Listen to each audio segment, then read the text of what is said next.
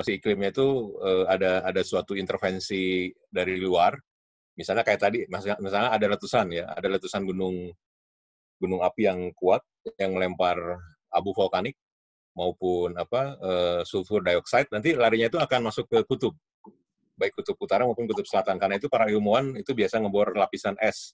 Semakin dia dalam bor, ya, itu kan bisa sampai 5 km, 10 km tebalnya si es itu, ya. Nah, semakin dia tebal ngebor es, ya, makin banyak informasi tentang paleoklimat yang bisa digali gitu. Nah, ini tadi saya bawa beberapa contoh ya. Ntar dulu. Nah, ini nih. Nah, ini contohnya nih. Ini contoh ice core nih kayak gini, ya. Ini kan pasti di kutub nih. Ice core kayak gini modelnya. Terus boleh nanya nggak, Pak Wang? boleh sok, langsung aja lah, nggak apa-apa. Oh ya, gini aja, itu tadi menarik sekali ya, sulfur yang diinjek ke udara akan selalu kembali ke arah kutub selatan atau utara. Itu Ya. kira-kira ada hubungannya sama magnetisme bumi nggak ya? Belum tahu saya untuk itunya, tapi biasanya kalau kita lihat dari sirkulasi ya, sebenarnya dia akan mungkin ada ya, karena kayak elektromagnetik ya. Misalnya gini, kalau Mas Sofi ingat yang namanya sabuk radiasi ya, sabuk radiasi Van Allen tuh, ya, itu kan satu perisai yang melindungi bumi dari partikel-partikel yang bermuatan berbahaya dari kosmik kan, ya. Nah, itu juga sama gitu. Jadi begitu si lapisan luar atmosfer itu menangkap partikel-partikel seperti angin matahari atau sinar gamma dari luar gitu, itu ditangkap sama dia. Nah, terus nanti dia digerakkan ke kutub, ya. Itu model gerakannya itu kayak kita kalau misalnya ingat dulu waktu ada pelajaran fisika kan ada yang namanya gaya garis magnet ya. Nah, gaya garis magnet kan itu menggerakkan gayanya itu akhirnya ke kutub, ya, masuk ke kutub, nanti keluar lagi di kutub yang lain gitu, ya. Nah, kelihatannya pun begitu gitu. Jadi partikel-partikel itu mungkin ada tangkapan dari kutub magnetik bisa ya, karena kan kutub utara juga hampir bersamaan dengan kutub magnetik kan. Ya, betul. Ya. Jadi mungkin seperti abu vulkanik juga kadang-kadang dia punya sifat magnetik kan. Ya. Kalau dari magma. Nah, dia akhirnya mungkin ditangkap, mungkin seperti itu. Di samping dia juga memang ada arus sirkulasinya gitu. Saya yakin itu kan materi juga. Jadi materi baik partikel maupun partikel yang di atmosfer maupun partikel yang di luar angkasa juga itu akan dikubur ke kedua kutub. Makanya kita suka menemukan gejala yang namanya aurora kan, ya. Aurora yang ada di kutub utara, baik yang borealis maupun yang australis di selatan, itu kan sebenarnya partikel-partikel yang berhasil ditangkap oleh si garis gaya magnet itu. Nah, kelihatannya itu pun sama gitu si sulfat ataupun abu vulkanik, ya. Oke, Mas Sofi ya. Atau Pak Awang mungkin karena bentuknya udah aerosol ya, jadi maksudnya kan itu juga banyaknya kan di kawasan tropis ya, ketika dia kawasan tropis ngeluarin abu dan dia udah masuk ke stratosfer gitu, tadi Pak Awang bilang gitu kan, maksudnya nggak akan balik lagi juga ke kawasan tropis kalau kata saya sih, dia akan ketarik maksudnya karena dia aerosol jadi dia menginikan dunia lebih lebar gitu, kayak gitu juga atau enggak. Dan kalau kayak di tropis kan laju daur materinya juga cepet ya Pak ya. Jadi maksudnya ketika dia jatuh lagi di sini pun dia tidak akan terendapkan gitu. Kalau di sana kan karena es mungkin, jadi makanya dia diendapkannya lebih lama gitu juga mungkin ya. Ya betul, Dian. Memang kalau kita udah masuk ke stratosfer, nah di stratosfer ada juga yang namanya sirkulasi atmosfer, ya. Nah, makanya kalau kita punya bahan-bahan vulkanik yang sudah masuk ke stratosfer, yaitu lebih tinggi dari 50 km, kolomnya itu ya. Jadi kolom vulkanik itu harus 50 km. Karena kan stratosfer itu mulainya di 40-an. Nah, dia akan ngikuti dengan sistem sirkulasi itu. Namanya sirkulasi atmosfer. Nah, sirkulasi atmosfer itu yang kemudian membawa sulfat, sulfur, abu vulkanik yang datang dari daerah tropis, baru dia bergerak ke kutub gitu. Itu memang jadi pertanyaan Dian itu ngikutin sirkulasi atmosfer si bahan-bahan tadi ya, bahan-bahan vulkanik tadi. Nah, kemudian untuk nyampe ke kutubnya kan dia perlu mengendap berarti kan, ya. Perlu mengendap sehingga kita terikat di es gitu. Nah, itu yang pertanyaan tadi Mas Sofi tadi. kemungkinan si garis gaya magnet ikut bergerak gitu, ikut berjalan gitu. Jadi artinya itu ada dua peranan. Pertama, sumber source-nya itu dari daerah tropis ya. Ada volcanoes yang meledak, mengeluarkan tinggi sekali, lebih dari 50 km, kayak misalnya Tambora itu bisa sampai 80 km misalnya, kolomnya. Iya. Ya, udah dia masuk ke stratosfer, di stratosfer dia ngikuti sirkulasi atmosfer yang memang tidak balik ke tropis Dian gitu ya. Nah, kemudian akhirnya itu yang menyebabkan banyak layer-layer aerosol berkembang di belahan bumi utara kan. Iya, iya. Tuh, Saya ya. pernah lihat museum yang di Jepang juga, yang di Fukuoka, itu tuh mereka ketika Krakatau meletus, mereka layer apa sih tanahnya itu dicek, ada juga Pak lapisan ininya debu. Iya, seperti itu, gitu. Bisa, kalau itu bisa memang abu vulkaniknya memang terlontar ke sana bisa gitu ya. Jadi dia masih di daerah troposfernya gitu, dia masih ada di bawahnya gitu ya. Bisa juga dia memang mengikuti sirkulasi stratosfer, lapisan atmosfer bagian atas gitu. Iya. Nah, ya enggak, kalau saya sih dulu selalu mikir karena memang letusannya itu sangat besarnya itu, makanya jadi dia terendapkan juga sampai kutub gitu. Jadi soalnya kan kalau misalnya kayak vulkanik yang misalkan skalanya kecil gitu, dia kan nggak bakalan terrecord di ice core. Ya, memang. Nah, tapi ada syaratnya dulu, Tika. Jadi dia harus dulu masuk ke stratosfer. Karena kalau di stratosfer itu dia akan global sirkulasinya. Jadi harus ada syarat itu dulu. Iya, tapi maksudnya berarti karena letusannya saking besarnya gitu, jadi makanya dia tersirkulasi di situ. Iya, betul. Jadi emang itu saling berhubungan. Karena sirkulasinya besar, berarti kan dia tekanan gasnya gede ya. Nah, karena tekanan gas besar, dia bisa melontarkan abu vulkanik sampai jauh di atas 50 km gitu. Nah, itu yang bikin... Ada salah satu vulkano yang Indonesia, yang maksudnya super vulkano, yang dia menginspiring Edward Munch juga kan, yang The Scream itu loh, painting yang The Scream itu loh. Ya, itu Krakatau kan? Krakatau ya, Pak? Ya, itu Krakatau. Nah, menariknya itu kedua kutub itu punya rekaman yang sama. Jadi para peneliti selalu melakukan ice core baik di kutub selatan ya. Itu biasanya kan banyak research station kan kalau di kutub selatan kan, di Antartik itu ya.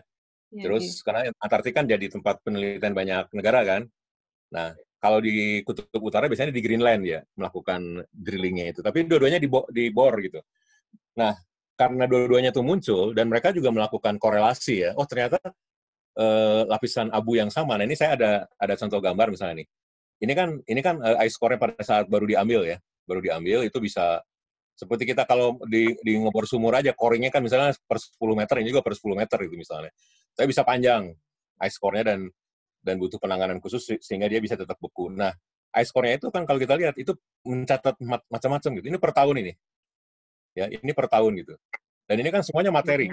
Dan materinya sendiri itu bisa diambil. Jadi bisa misalnya gini, misalnya ada abu vulkanik di sini. Misalnya ada abu vulkanik, dia keluarkan itu abu vulkanik itu dan bisa dilakukan analisis secara kimiawi. Misalnya kandungan abu vulkaniknya berapa silikatnya, berapa kalium oksidanya. Nah, itu yang dilakukan untuk Samalas.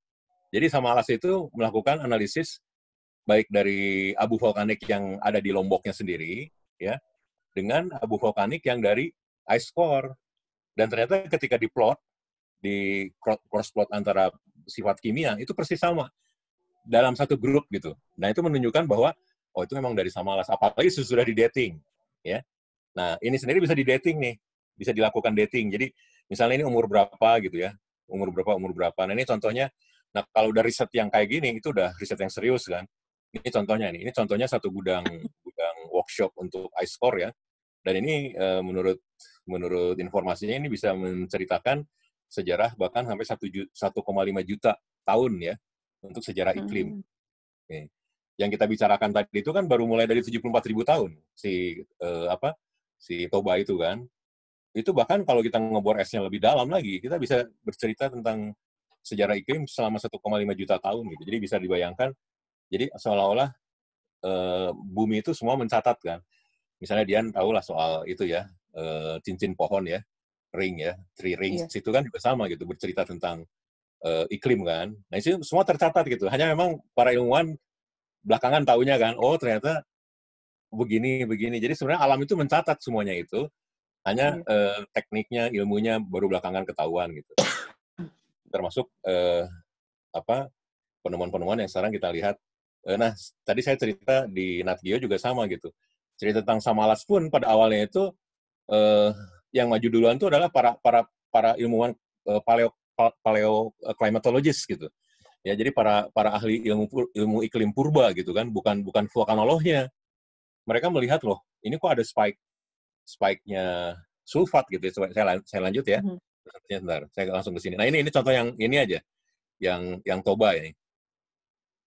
Nah, ini Toba di sini kita bisa ngelihat spike-nya kan ini. Nah, ini sebenarnya menarik buat para ilmuwan paleoklimat gitu. Ini tiba-tiba kok ada pasokan sulfur yang sangat tinggi gitu ya. Per ininya tuh tinggi banget gitu. Ini apa gitu? Spike seperti ini. Nah, ini sendiri tahun-tahunnya tahun dating gitu. Jadi kalau kawan-kawan bisa bayangkan ini satu ice core gitu, mereka dating semua gitu.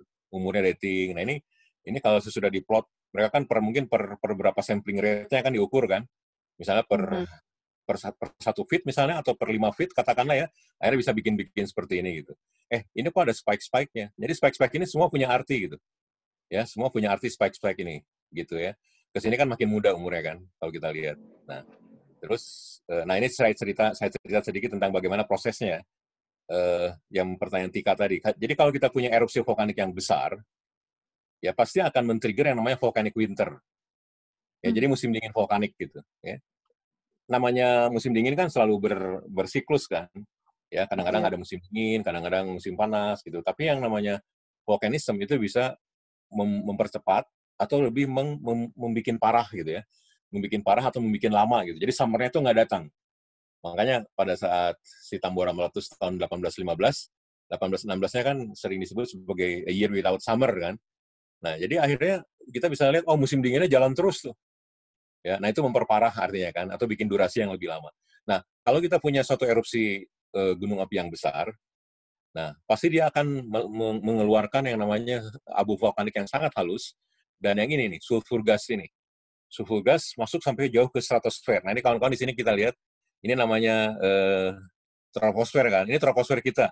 Jadi kalau misalnya cuaca tuh di sini semua ya, termasuk kapal pesawat terbang juga dia ketinggiannya, kalau kawan-kawan ingat mungkin suka diumumkan kita lagi di ketinggian 33.000 feet gitu kan. Nah, itu sebenarnya batas paling tinggi untuk cuaca gitu, 10 km. Ya. Jadi kalau misalnya kita makin naik, itu nggak ada sama sekali, nggak ada fenomena cuaca gitu. Nggak ada awan, nggak ada hujan gitu ya. Nah, tetapi kita sering mendapatkan seperti begini gitu. Pada saat kita sudah naik tinggi sekali ke sini, ya, naik sekali abunya vulkanik ke sini, dia bisa sampai ke stratosfer. Nah, kalau udah masuk ke stratosfer ini sudah zonanya stratosfer di sini nih, ya. Sudah masuk ke zona stratosfer di sininya. Nah, ini nih, ya. Ini udah masuk mesosfer bahkan gitu kan. Jadi artinya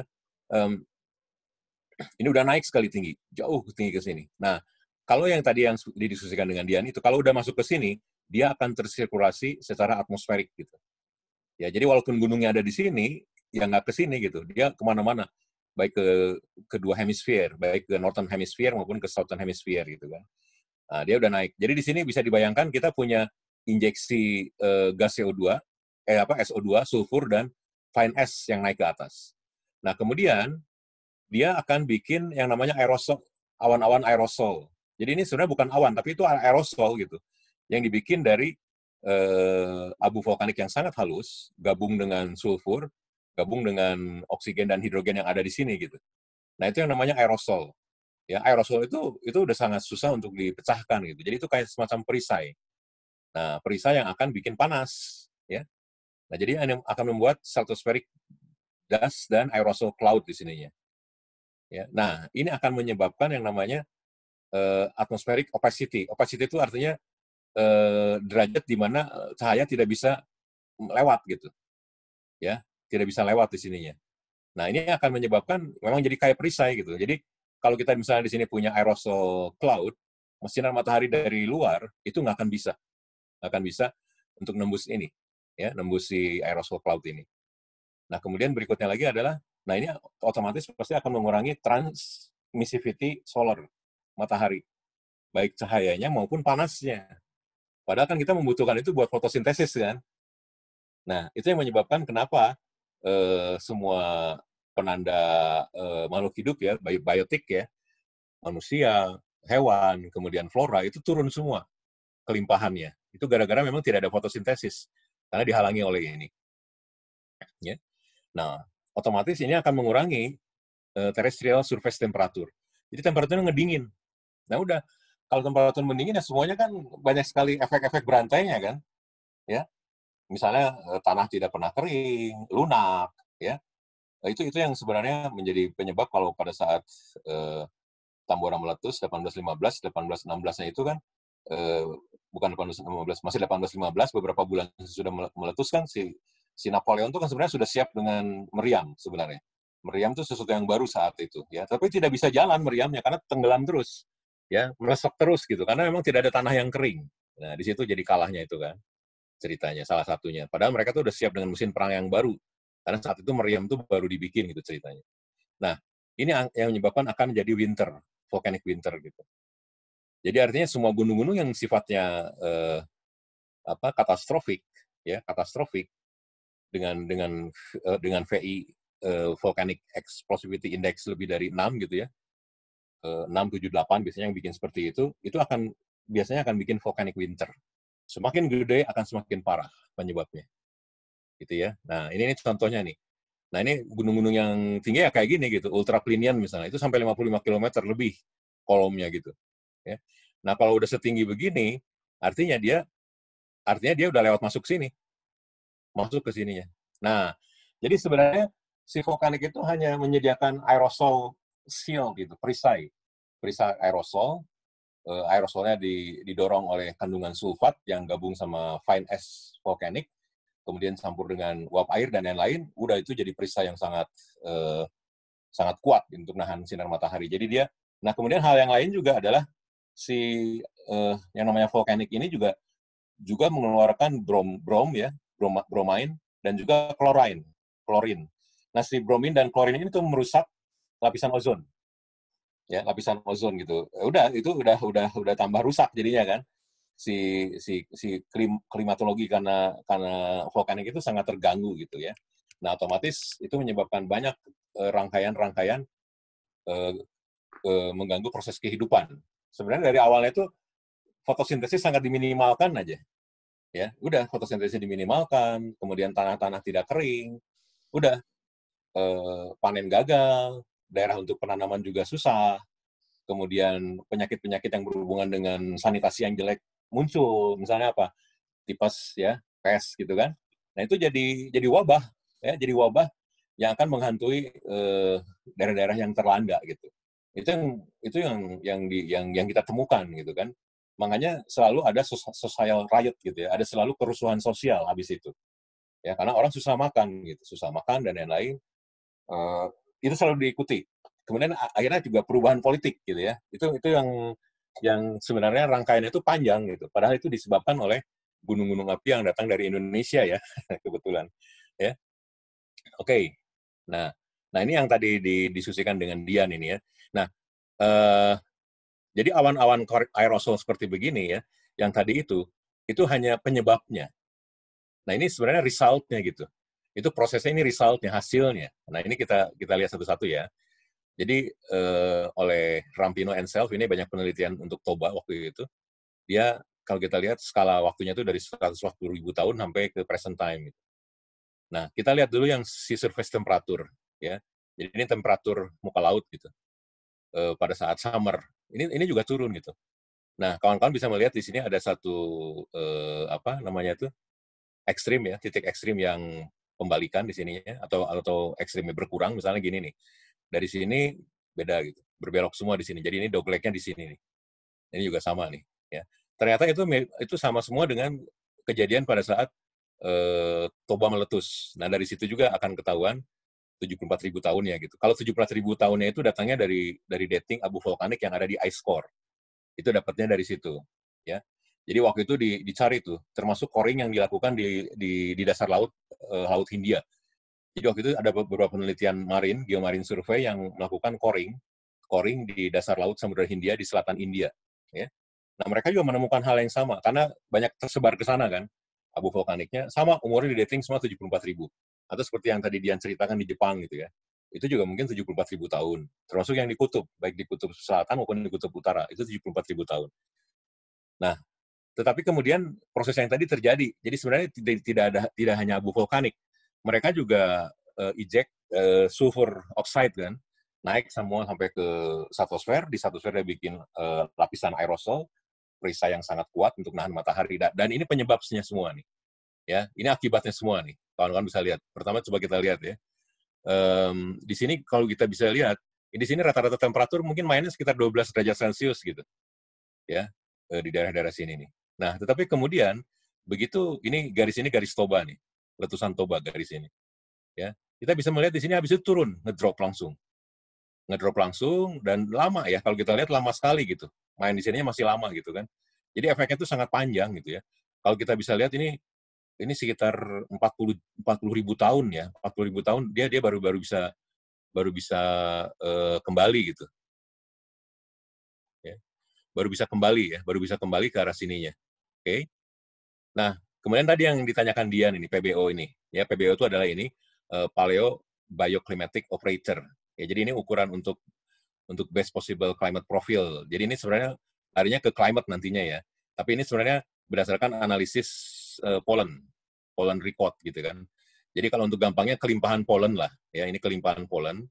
Kelimpahan pollennya berapa banyak, kemudian berkurang drastis di sininya kan. Kelimpahan pollen berkurang drastis, baru mulai bagus lagi di sini-sini aja gitu. Ya, di kira-kira Holocene. Ini Holocene itu 10.000 tahun yang lalu, baru oke lagi gitu. Pak Wang, boleh nanya nggak Pak Wang? Ya, lanjut. Pak Wang, kalau boleh nanya, kira-kira metodologinya mungkin bisa diterangkan sebentar. Kira-kira metodologinya apa ya untuk mengetahui paleo temperatur ini? Seperti yang ada di grafik yang paling sebelah kiri itu. Ya, kalau ini sebenarnya ini gabungan nih, Mas Sofi ya. Jadi gabungan dari, ini kan sea surface temperatur, jadi kan kita nggak mungkin mendapatkan air laut zaman dulu ya. Ya, Okay. ya. Yang kita dapatkan kan air laut di sini ya. Tetapi semuanya itu diekstraksi, Mas. Diekstraksi dari, nah dari ini nih, ini contohnya nih ya, ini ada penjelasannya nih. Yang B ini misalnya, ini contohnya ini ya. Ini rekonstruksi summer SST. SST itu adalah ini, sea surface temperature. Nah, ini dari Planktonic Foraminifera Assemblage data. Oke. Dari core, ini dari core Mas, deep sea core. Nah, itu ya dari core Mas ya. Jadi tapi bisa didekati temperaturnya gitu. Ya. Jadi kan ada kontrol antara forum tertentu, misalnya hidup di daerah dingin gitu ya. Gitu Mas ya. Ada plankton forum yang ada di permukaan, ada yang tempat dingin, ada tempat panas gitu. Dari situ Mas ya, dari coring. Oke. Baik. Nah, kemudian PBO dari tadi ya. Yes. Kalau boleh tanya, Pak. Ya. Kalau untuk yang si aerosol itu sendiri, Pak, gimana apa yang membuat dia breakdown sampai membutuhkan waktu lama banget nih, Pak, untuk breakdown-nya sendiri, Pak? Ya, oke. Dia karena dia cukup kuat nih. Ini kalau kita lihat ini suspensi nih. Yang namanya suspension itu dimanapun kan kuat sekali ya.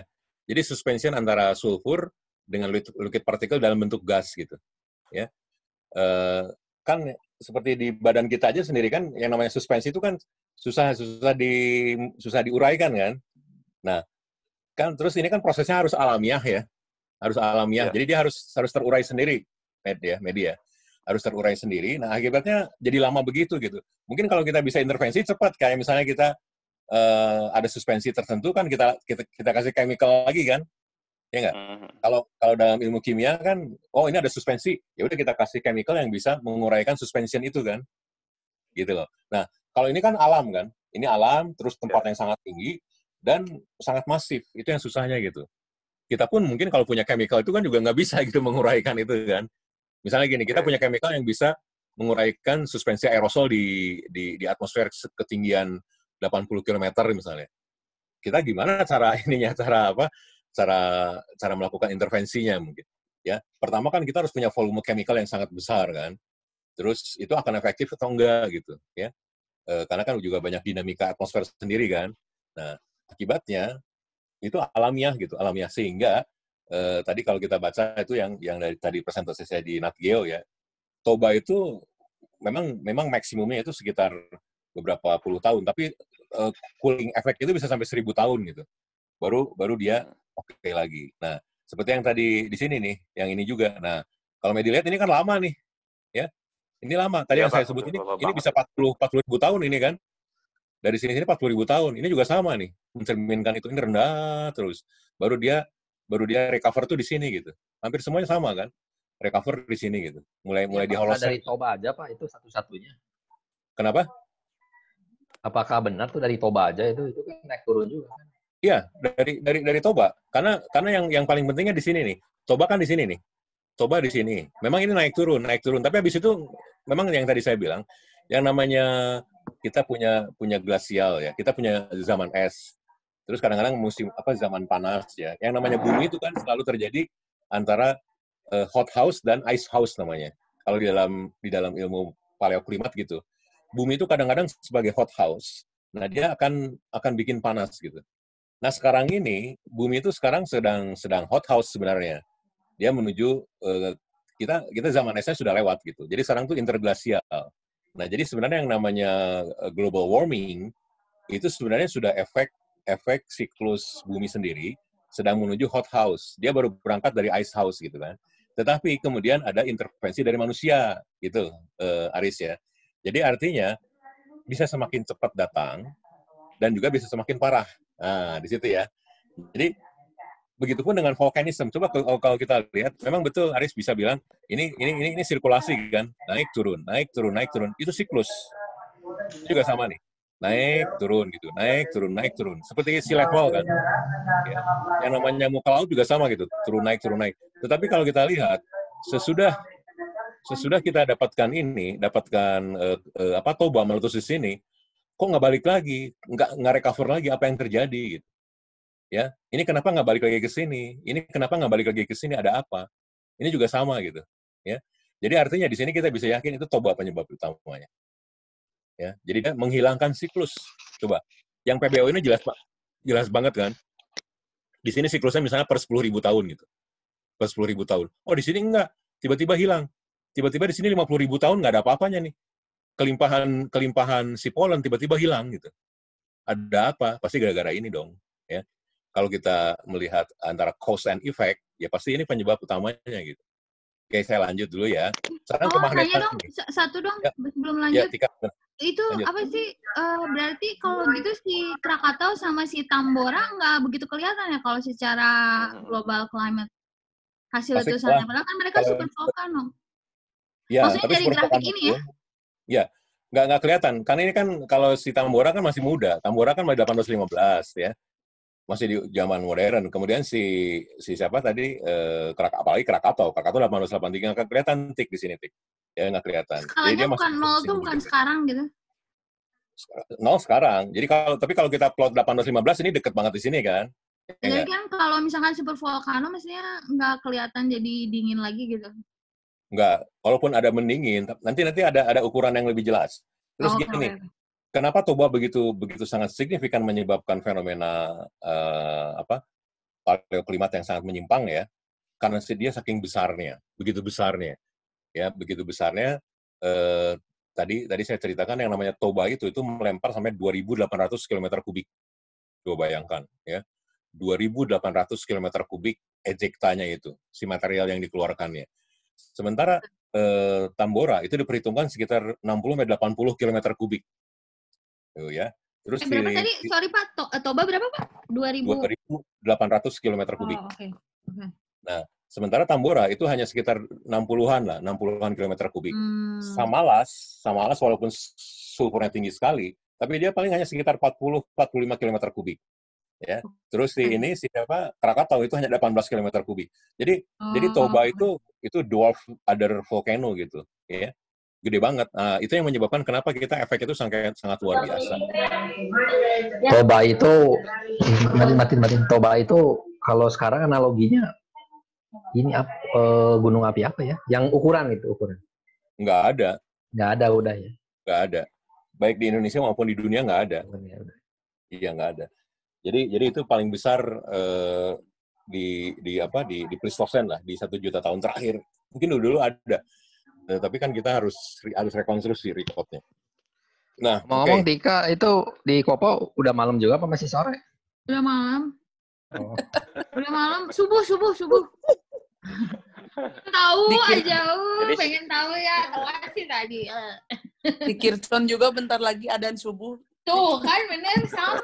Kenapa pinggiran mah kayak gitu, Kang Aris? Daripada di Kang Aris. Terima Masih kasih. lorong. Jadi secara skala emang jauh banget ya Pak? Jauh banget. Jadi tidak imbang. Jadi sebenarnya kalaupun kita sebut si Toba itu skala 8 ya, itu kan maksimum 8 ya. Itu sebenarnya jauh di atas itu gitu. Tapi kan nggak ada pengukurnya gitu. Udah off scale lah. Dia udah overscale beberapa kali gitu si Toba itu. Ya. Oh, Nah, satu oke, lagi. kita lanjut. Maaf Pak, jadi Ya. tadi ngukur berapa besar ejekta si Toba itu dari besarnya si Danau Toba sekarang ya? Dari situ diukur, kemudian dari banyak sekali materi yang banyak sekali data-datanya sih. Karena ini kan rekonstruksi kan. Iya. Karena itu kan Sama 74.000 tahun yang lalu ya. Virologi. Ya, jadi dia harus semua dicari, diukur. Tapi karena ini sudah dipublikasi di jurnal ilmiah, itu udah diakui lah ya. Karena nggak ada yang menolak lagi gitu ya. Emang udah di situ 2.800 km kubik isinya. Nah, oke, saya cerita lanjutannya. Nah, ini yang namanya susceptibility, ini magnetic. Jadi ini tentang magnetism. Nah, ini diukur, kalau kawan-kawan lihat, itu diukur di tanah loess. Loess itu adalah tanah hasil endapan gurun, ya. Endapan gurun dilakukan di sentral Cina, gitu. Jadi di situ juga menarik, gitu ya. Kenapa harus di tanah loess? Karena mungkin dia, tanah loess itu bisa lebih punya sifat magnetism, ya. Nah, jadi dia melakukan coring juga gitu, melakukan coring di tanah loess di Gurun Gobi mungkin ya, karena ini di sentral Cina kan. Dilakukan di Gurun Gobi. Nah, dia kemudian diukur susceptibility magnetiknya. Jadi ini ternyata beda juga gitu membaca ini. Nah, ini bisa kita lihat ternyata kalau paleosol itu tanah tua itu ya, tanah purba itu kalau dia di lingkungan yang hangat ya, itu lebih tinggi susceptibility magnetism. Jadi lebih magnetik sifatnya. Ya, lebih magnetik sifatnya dibandingkan yang dingin. Nah, kalau dingin jadi ini ada coring di tanah loess di Gurun Gobi ya, itu akhirnya bisa mengeluarkan magnetisme seperti ini diukur gitu ya. Nah, tanah yang panas, tanah loess di situ itu berhubungan dengan bisa menunjukkan parameter yang ininya tinggi. Ya, tinggi di sininya. Nah, kemudian ternyata di sini ada beloknya juga, sama beloknya juga di sekitar sini gitu. Nah, ini mulai dingin. Jadi ini sebenarnya cerita tentang dingin semua daerah sini nih. Kejadian dingin. Ya, jadi ini yang namanya volcanic winter tuh di sini semua. Ya. Nah, sekarang yang namanya oksigen 18 isotop. Jadi ini diukur di coring juga di es. Ya, di coring di es atau dia di coring di dasar laut juga bisa. Yang jelas kita mengeluarkan kan yang namanya air laut itu kan kalau kita bikin coring kan selalu ada airnya kan. Kalau kita peras tuh ada air konatnya gitu. Jadi air yang masuk ke dalam butir-butir batuan. Nah, itu bisa diukur ininya, oksigen isotopnya, ya. Nah, itu menunjukkan sejarah air laut purba gitu ya. Nah, ternyata sama juga gitu, ya, oksigen isotop pada saat hangat itu mainnya di sini gitu, ya. Mainnya di sekitar sini, di sini ada nolnya di sini positif 10, di sini minus 10 per mil. Ya, kita kan kalau main isotop kan perbandingannya sangat kecil, jadi per mil perbedaannya dari standar. Gitu. Nah, ini juga sama di sini, belok di sini nih. Jadi air laut purbanya juga belok gitu. Jadi ini air laut purba yang menunjukkan ini hangat. Ya, itu air laut purba hangat, nah ini sementara air laut purba yang lebih dingin. Nah, terus kalau kita lihat recovery-nya juga baru-baru kok. Ini recovery-nya baru kira-kira di 10.000 tahun terakhir ya, hampir di 10.000 tahun terakhir lah di Holocene mulai gitu. Jadi dulu tuh bumi itu cooling gitu, cooling effect. Dan ini meniadakan yang namanya siklus. Kalau kawan-kawan lihat ini kan siklus nih. Siklus per 10.000 tahun. Di sini nggak ada siklusnya gitu, ya. Jadi artinya si Toba itu menghilangkan siklus yang harusnya dingin panas. Seperti yang tadi saya bilang, bumi itu dari sejak dia itu ya selalu kadang-kadang ice house, kadang-kadang hot house, ice house atau hot house gitu ya. Nah, ini enggak gitu. Ini meniadakan siklus, ya. Itu dari penelitian yang namanya stage-nya oksigen isotop. Yang namanya SPECMAP itu satu proyek. Nama proyek untuk pemetaan air laut purba. Jadi itu dilakukan oksigen isotopnya. Ya. Nah, kemudian kalau ini debris dari ice rafted. Jadi bongkah-bongkah es. Ya. bongkah-bongkah es diukurnya dari mana ya sama juga gitu. Jadi pengukurannya semua diturunkan dari coring atau dari mana, akhirnya dia bisa dilakukan rekonstruksi, kira-kira gitu ya. Tadi yang pertanyaan Mas Sofi kayak gitu juga sama. Jadi ini diambil dari coring, dari data ice core atau data sedimen laut gitu. Terus kemudian dia bisa melakukan rekonstruksi ke datanya gitu ya. Nah, kalau kita lihat persentase bongkah es mulai sesudah ini tinggi malah, ya tinggi. Jadi bisa ditunjukkan bahwa ini daerah dingin, sehingga banyak sekali bongkah-bongkah es turun. Jadi ini zaman-zaman glasial seolah-olah. Tapi bukan glasial yang karena cyclus, ya, bukan karena cycle gitu, tapi karena volcanic winter. Nah, artinya buat kita mudahnya ini kesimpulan yang menunjukkan bahwa di sini ada toba meletus hebat, ya, dan diperhitungkan 2.800 km kubik material yang di-eject-nya ya, dan dia melemparkan sulfur yang sangat tinggi ke tempat yang sangat tinggi di stratosfer, memberikan suatu lapisan aerosol yang sangat kuat gitu ya, yang sangat kuat untuk menahan matahari datang, sinar matahari datang, ya, dipantulkan. Bahkan yang namanya aerosol itu bisa jadi pantulan gitu, karena opacity index yang tadi itu, yang derajat matahari tidak bisa lewatnya itu tinggi, akhirnya dia mantul lagi gitu, mantul ke sana, ke luar lagi, ya, itu yang menyebabkan dia tidak bisa jadi kehidupan jadi normal gitu di bawah itu. Nah, jadi artinya selalu yang namanya volkanik semakin dia kuat, semakin banyak material yang dilempar sama gunung api itu, semakin iklim itu berubah. Semakin iklim berubah, semakin mempengaruhi banyak sekali aspek kehidupan semuanya, baik flora, baik fauna, manusia juga gitu. Nah, itu bisa dibayangkan kalau terjadinya sekarang gitu, ya. Gitu. Seperti ya kasus-kasus kayak wabah-wabah itu juga sama kan, karena sanitasi jelek ya. Nah, itu dalam skala kecil. Kalau skala yang jauh lebih kecil, kita dapatkan itu di Tambora dan Samalas. Nah, itu kan sudah abad modern kan, apalagi Tambora, kan banyak penelitian, banyak laporan. Bahkan Samalas yang 1257 pun sudah ada banyak berita-berita. Kan itu kan 1257 kan di Inggris sudah maju kan, itu sudah zaman Raja Henry III waktu itu ya. Jadi itu sudah maju sekali. Nah, itu tercatat semua gitu, semua social unrest karena volcanism itu sudah tercatat semua di berita-berita di Inggris ya. Itu yang kemudian menjadi berita. Ada apa nih? Penyebabnya itu apa? Si culpritnya itu apa gitu? Si penyebabnya itu apa? Itu yang kemudian menarik ya. Dan akhirnya ternyata dari Indonesia gitu ya, dari gunung-gunung Indonesia. Kira-kira gitu ya, kawan-kawan ya. Nah, oke, ini juga sama. Pak, ya. Satu lagi Pak, yang PBO ya Pak ya, indeksnya itu bisa minus itu kan, kalau keanekaragaman minus sih enggak ya Mas, kalau mau 0 gitu ya Pak ya. Kalau ini minus, ini menyatakan apa ya Pak ya? PBO aja. Nah itu Dian, karena seperti yang tadi saya bilang, ini kan hasil multivariate statistik Dian. Jadi ini, tapi untuk gampang mengartikannya kelimpahan polen lah gitu ya. Tapi ini kan sudah hasil data olahan Dian gitu. Jadi artinya itu punah Dian, punah. Jadi ada kepunahan. Jadi ada kepunahan. Jadi penambahannya kecil, ini bahkan bukan nambah, malah punah. Jadi hilang gitu. Itu yang kemungkinan negatif, Dian. Gitu. Jadi ini sebenarnya PBO itu bukan the real data of pollen abundance, bukan. Tetapi itu adalah relatif. Jadi itu kan hasil olahan multivariate statistik tuh. Jadi ini artinya sampai turun banget gitu. Berarti ini negatif gitu. Banyak yang punah di sini berarti kan. Gitu Dian mengartikannya, ya.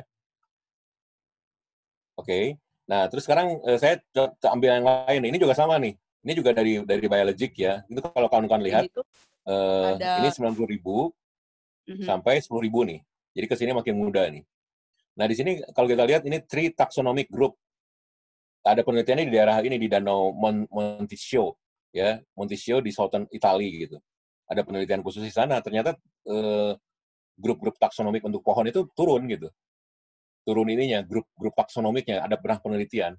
Jadi kalau di sana masih tinggi ya, kalau kita lihat ya, tinggi di sini, kan mainnya kalau kita lihat ini 90% grupnya ada gitu. Grupnya. Tiba-tiba habis Toba Malat itu sudah 74.000, turun sekali ke sini kan. Jadi kalau kita rata-rata di sinilah. Ya, jadi kalau rata-rata taksonomiknya kira-kira 40%, tadinya mungkin sekitar 80% gitu tadinya. Tadi 80%, sekarang jadi 40%, setengahnya turun. Lagi-lagi dia baru recover di Holocene di sini. Gitu, ya. Itu untuk taksonomi grup gitu, untuk grupnya pohon kan, untuk pohon taksonomi grupnya. Nah, ini dilakukan untuk pollen lagi nih. Untuk pollen tapi dilakukan di peat bog. Jadi ini daerah rawa ya. Jadi untuk pollen-pollen tanaman rawa kayaknya nih di daerah Belfort di Prancis bagian timur gitu. Ini juga sama gitu. Sama ya. Kalau kita lihat persentasenya turun. Langsung turun di sininya nih. Nah, di sini turun. Baru recover-nya juga sama tuh. Kira-kira dimulai sini lagi gitu. Jadi lebih kurang sama. Nah, artinya kalau kita lihat ini si erupsi Toba itu menghancurkan dunia flora. Ini yang saya sebut sebagai genetic bottlenecking. Kayak leher botol gitu kan, tadinya gede, tiba-tiba jadi mengecil kan. Nah, bahkan ada yang punah, itu yang tadi Dian tanyakan, kok negatif itu, karena ada yang punah di situ. Ya? Iya. Baik, oke. Iya Pak, udah Pak, nanti saya di-remove Kang Denny nih. Nanya terus. Nggak apa-apa. Kan jadi buat pembelajaran buat kita semua kan, kalau dia nanya kan itu juga jadi pembelajaran buat semua kan. Gitu loh. Mungkin yang lain juga sebenarnya. PBO tuh Pak, dari awal PBO tuh. Dari belum ada meeting, tanya PBO. Bukan PPO ya, bukan Papung Oil. PBO. Prebiotik. Nah sekarang ini ke manusia nih. Ini ke manusia. Jadi sebenarnya istilah bottlenecking itu dari manusia sebenarnya. Nah, tapi ini kan itu juga perhitungan relatif kan, orang juga nggak mungkin menghitung berapa banyak dulu sebelum Toba meletus, berapa banyak populasi manusia kan. Sesudahnya berapa nggak mungkin kita lakukan penelitian seperti itulah. Tapi bisa dimodelkan. Ya, karena ini tapi ininya nyata nih, ya. OES ini nyata ininya. Ya, ada yang mau nanya? Enggak ya? Oke, ini OES itu nyata nih. Jadi OES itu ini oksigen isotope state dari yang tadi itu. Yang tadi kita lihat kurva oksigen yang ini ya. Nah, ini kan diturunkan dari situ juga, tapi ini yang oksigen. Nah ini bisa jadi level gitu, bisa jadi level. Jadi oksigen isotope state 5 kita yang dari yang paling tua, dan itu bisa diukur umurnya dari 130.000 tahun sampai 73.000 tahun years ago. Ya, jadi itunya, dan di sini lingkungannya itu adalah panas dan lembab. Jadi mirip di Indonesia lah, di daerah tropis gitu ya, hot and humid gitu di daerah sini. 130.000. Dan ini saat itu population banyak gitu. Ini kalau kita lihat kan population-nya bisa sampai 10.000, bisa sampai banyak lagi kan. Nah, angka ini nih. Ini angka 0 nih. Populasi 0 di sini. Nah, di sini itu banyak gitu. Makin sini makin banyak, tapi ini relatif angkanya kan. Nah, jadi kalau kita lihat di sini banyak banget gitu manusia. Ya relatif ya, karena angka relatif. Nah, itu ada di OAIS 5. Karena kemungkinan OAIS 5 dia berhubungan dengan hangat nih, hangat dan panas lah. Manusia masih bisa lebih survive dibandingkan kalau dikasih yang dingin. Nah, kemudian di sini ditambahkan Toba YTT. YTT itu nama salah satu fase volcanism eruption-nya Toba. Di sini di 74.000 tahun yang lalu kira-kira, ya. Jadi ada di pinggir inilah 74.000 tahun yang lalu meletus hebat di sini. Kira-kira 2 minggu gitu kalau dilihat ininya disimulasikan 2 minggu. Nah, kemudian di 6 tahun pertama itu pun ada volcanic winter yang barusan kita diskusikan. Volcanic winter mulai di sini nih. Nah, terus kalau kita lihat ini mulai menyempit nih. Jumlah manusia mulai menyempit populasi kita nih. Populasinya itu sekitar 10 ribuan atau di sini lebih naik ya. Mungkin sekitar 15.000 lah. Dari awalnya katakanlah misalnya ini berapa, misalnya puluhan ribu, ini tinggal 15.000 gitu. Oke? Nah, kemudian habis itu si volcanic winter ini bahkan itu didorong oleh glacial maksimum lagi penyebabnya. Ini glacial maksimum apa? Itu siklus bumi. Ya, jadi ini artinya itu sudah jatuh tertimpa tangga gitu, ya. Ada glacial maksimum, sudah tiba siklus untuk sedang terjadi glacial gitu, ya. Dan bahkan di sini very cold. Jadi OES 4 ini oksigen isotope state 4 ini itu cold and dry. Ya, itu udah daerah kutub kayak gitu kan, daerah sini kan. Nah, ini very cold. Tetapi very cold-nya sendiri itu dipicu juga oleh aerosol di sini nih, oleh awan-awan aerosol. Dan tadi kita lihat ya di kurva yang tadi, nggak cukup 10.000 tahun sampai selesai gitu. Ya, panjang di sininya kan. Jadi 74.000 tuh, wah ini panjang banget gitu, dinginnya itu. Kalau kita kembali ke kurva yang tadi, ini panjang gitu. Dinginnya panjang gitu. Ya, nah dari sini akibatnya dia bottlenecking di sini. Nah, kawan-kawan bisa lihat, kalau ini 10.000, ini paling berapa? Ya, mungkin 2.500, 3.000 gitu ya. Di situ. Nah, disitulah jumlah manusia Jadi di sini banyak yang mati nih, banyak yang mati, sini hidup. Nah, akhirnya bagaimanapun segala sesuatu itu juga akan ada akhirnya gitu ya. Akan ada akhirnya, termasuk pandemi sekarang pun akan ada akhirnya kan. Tapi memang banyak makan korban gitu ya. Nah, di sini akhirnya recover di sini. Di sini recover. Bahkan kalau kita lihat di sini relief-nya gitu. Ya, di sini rilisnya, bottleneck-nya rilis di sini. Karena di sini udah OS3 masuk. OS3. Jadi yang pertanyaan tadi sama pertanyaannya apa? Medi ya, pertanyaan Medi, kapan terurainya? Terurainya bisa oleh proses bumi juga. Karena di situ sudah mulai lagi muncul hot house-nya. Ya, jadi hot house matahari mulai muncul lagi. Disitulah kemudian mulai terurai. Waktunya sudah cukup terurai gitu ya, untuk terurai. Di samping itu dia juga ditolong oleh yang tadi oleh yang dari alam sendiri. Makanya di sini bottlenecking-nya selesai, rilis. Nah, di sinilah yang disebutkan yang tadi saya jelaskan di Nat Geo. Ras manusia itu diturunkan dari sisa-sisa dari yang selamat dari bottlenecking, kira-kira ya. Kalau dari publikasi Weber ini atau dari Rampino and Self itu diperhitungkan sekitar 10.000 manusia gitu ya. Jadi kita tuh turunan dari 10.000 manusia yang selamat ya dari bottlenecking-nya si Toba. Nah, itu sampai segitunya efek Toba. Jadi bisa dibayangkan kawan-kawan ya, waktu itu memang belum banyak manusia ya, tapi efeknya ke situ gitu. Bisa dibayangkan kalau Toba terjadi sekarang ini gitu, wah itu akan luar biasa. Itu yang akan saya terangkan nanti di akhir ya. Karena kita kan sekarang sudah sangat modern, kemudian sudah banyak manusia aja udah sekitar 7 miliar gitu, bagaimana yang terjadinya ya. Baik, selebihnya sih ini kurva-kurva yang menunjukkan spike-spike aja gitu. Jadi saya ingin menunjukkan kepada kawan-kawan bahwa ini semua datanya itu dari paleoklimat gitu ya. Ini strike itu adalah summer temperature reconstruct untuk Eastern Canada. Jadi ini temperatur rata-rata dari Kanada Timur ya. Dari sama datangnya dari data ice core atau dari apa, kemudian bisa direkonstruksi dari temperatur ya. Nah, di sini yang penting adalah ditemukan beberapa spike kayak gini nih. Ini yang hitam itu adalah volcanic sulfate aerosol. Nah, menarik sekali kalau kawan-kawan lihat ini ada spike yang sangat maksimum, jauh ke sini gitu, jauh tinggi banget. Dan kalau kita lihat tahunnya, ini tahun 1000, tahun 1200, 1400 sampai tahun 2000 sekarang gitu ya. Nah, Tambora, kita hafal banget Tambora kan 1815, ini juga bikin spike di sini nih. Nah, ini spike aerosol gitu kan. Ini juga sama nih, ini bikin spike aerosol juga nih. Bahkan tinggi banget gitu. Hanya waktu itu belum ketahuan ini gunung api apa nih. Ya yang udah ketahuan kan gunung ini ada gunung juga di sini. Ini di Amerika Selatan gunungnya nih. Terus di sini ada gunung Tambora. Ini gunung apa nih? Nah, itu baru ketahuan tahun 2010-an mulai ada penelitiannya. Tetapi efeknya juga sama gitu ya. Kalau kita kawan-kawan lihat ini kan panas di sini nih. Temperaturnya tinggi kan di sini. Nah ini temperatur kawan-kawan bisa lihat ini temperatur naik ke sini. Untuk yang biru ini temperatur anomali. Di sini relatif tinggi lah. Nah, begitu ada spike ini, turun di sininya kan. Rata-ratanya turun gitu. Jadi kalau kita bikin rata-rata, misalnya kita tarik tren lainnya di sini turun kira-kira di sini gitu lumayan.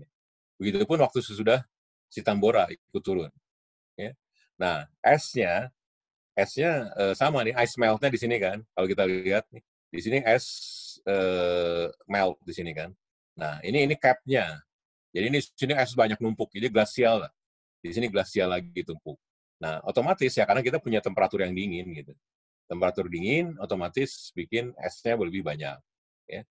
Nah, kalau ini juga sama, ini pemodelan nih. Ini pemodelan yang menunjukkan di tahun 1260-an kita punya temperatur yang dingin. Ini temperaturnya ke sini nih. Hijau kan ini. Ini 0, ini -2, -4, -6 derajat Celcius. Bahkan kalau kita lihat ini sampai biru di sini biru nih. Ya. Dan ini punya waktu recover yang lama nih. Ini kalau kita lihat tahun 1270, 1280, 1290 kan. Ini pelan-pelan gitu recovernya. Ya.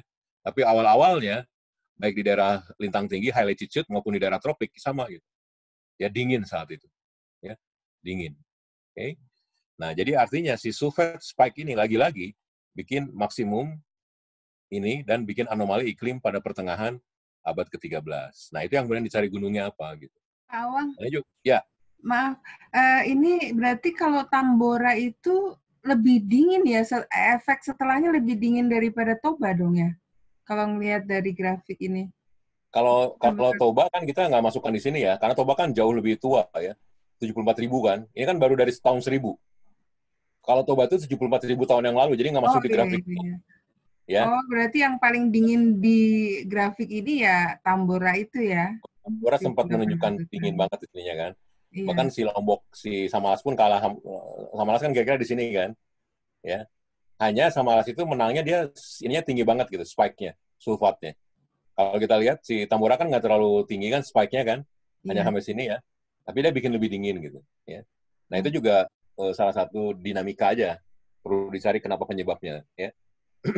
Oke. Ya. Berarti ini ya itu saya tahu yang 1257 itu Samalas ya. Iya. Maksudnya itu ya kalau secara sulfat kontennya itu memang lebih tinggi dari Tambora dan walaupun VEI-nya sama ya. Sama. Bisa dibilang ya relatif lebih besar lah ya.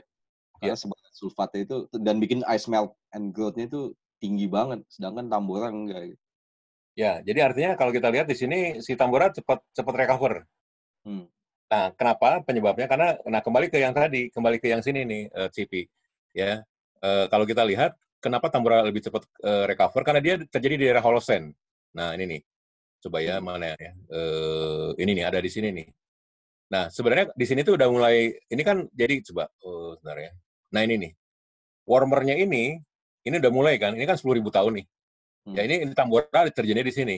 Jadi seperti yang tadi, memang kenapa ice cap itu banyak pada saat Samalas, memang saat itu kan lagi dingin-dinginnya kan, karena memang siklus glasial lagi terjadi gitu. Sementara yang Tambora 1815 itu kan lagi siklus interglasial. Ya, ini namanya interglasial, jadi dia lagi panas gitu. Ada dingin tapi panas. Akibatnya dia gampang recover. Bisa dipahami ya? Iya, tapi masih maksudnya Samalas pun tahun 1200 itu masih setelah 10.000 tahun kan, maksudnya setelah. Oh ya, betul. Tetapi kelihatannya memang kan ada siklus kalau kita lihat. Ini kan siklusnya siklus gede ya. Siklus besar ya. Tapi kalau kita bikin high resolution, ada lebih itu, Cip. Lebih detail. Ngelihat siklus pergantian antara glasial interglasialnya. Kan bisa hanya beberapa 2000 tahun udah ganti lagi siklusnya. Gitu ya. Faktornya bukan satu gitu, Pak. Ya. Tapi secara sulfat nih jauh lebih tinggi memang ya. Berarti itu kalau menurut salah satu paper yang saya baca memang itu tinggi sekali kandungan sulfurnya saat itu. Nah, itu yang menyebabkan kemungkinan itu bisa dicari di penyebab magmanya. Jadi magmanya itu berbeda gitu, agak berbeda yang dia memberikan kekayaan sulfur lebih tinggi. Jadi sebenarnya yang dia lemparkan kalau hitungannya benar itu dia lebih sedikit dibandingkan Tambora. Ya. Tambora itu kan diperhitungkan sekitar 60-80 km kubik yang diejektakan. Sebenarnya kalau yang ini kan diperhitungkan mungkin paling maksimum sekitar 50 km gitu kubik. Ya yang Samalas ini ya. Tapi dia sulfurnya tinggi sekali gitu. Jadi artinya ya itu perhitungan antara akhirnya lebih kurang sama sebenarnya ya. Sulfur lebih tinggi tapi volume kurang gitu. Nah, kalau si Tambora volume lebih banyak tapi sulfurnya lebih kecil gitu kan. Nah, nanti kalau kita hitung-hitung ke lapisan aerosol yang akan dibentuk ya unda-undi aja kira-kira gitu, Cip, ya. Oke, Pak. Ya, bukan satu faktor ya. Makasih, Pak. Ya bukan hanya satu faktor. Ya. Awang nanya dong, maaf satu lagi. Itu ini kalau misalnya di grafik ini yang biru si temperatur anomalinya tuh ininya range-nya cuma dikit ya, cuma 6 derajat Celcius ya? Ya. Minus +3 gitu. Minus positif ya. Karena temperatur kan jarang nggak terlalu ekstrim berubah-ubah sampai 10 derajat, Tik. Itu kan paling hanya 2, 3, 4. Kayak sekarang aja. Yang namanya global warming kan paling hanya sekitar 1 sampai 2 derajat temperatur aja naik. Ya. Jadi bukan sesuatu yang ekstrim sampai puluhan Celcius. Oh enggak ya. Enggak, soalnya kan maksudnya in relation bahwa yang dulu gitu Toba kan sampai jadi ada winter volcanic, berarti kan anomalinya besar sekali gitu kan. Iya nggak sih, Pak? Ya, tapi kalau secara umum pengurangan sedikit saja dengan di temperatur naik dikit atau turun dikit pun itu sudah bisa punya efek amplifikasi. Gitu ya. Jadi sebenarnya kita tidak membutuhkan temperatur sampai turun drop misalnya 20 derajat Celcius minus, enggak harus gitu. Beberapa aja gitu. Karena itu memang hanya di sini-sini aja. Coba kalau kita kembali ke grafik yang tadi ya. Nih, ini kawan-kawan bisa lihat ya. Ini paling di sini berapa turunnya. Ini lumayan sih kalau kita lihat ya. Dari rata-rata sekitar 12 gitu ya. 12 terus ke sini kan ke sekitar 8 gitu. Ya 5 ya. 5 lah, tapi nggak nyampe 10 juga gitu. Ini kan 10 segini. Iya, Ya. ya. 6 sampai 8, nah itu wajar lah. Makanya kan ini juga banyak kan aerosolnya kan. Karena bayangkan 2.800 km kubik itu dikeluarkan semua gitu. Oke.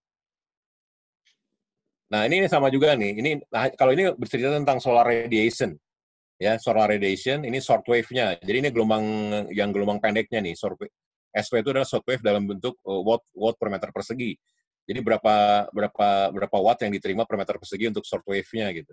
Nah, ini sama juga gitu. Yang kawan-kawan perlu perhatian adalah peak ini nih. Ada spike-spike yang menarik seperti begini gitu. Ya, dia turun. Ini kan negatif ini juga sama, itu bahasa nilai relatif ya. Sedemikian rupa sehingga yang penting ini turun semua di sini ya. Ini turun, terus kita kawan-kawan juga bisa lihat ini baik di daerah tropis maupun di daerah high latitude turun juga gitu. Solar radiation-nya ya.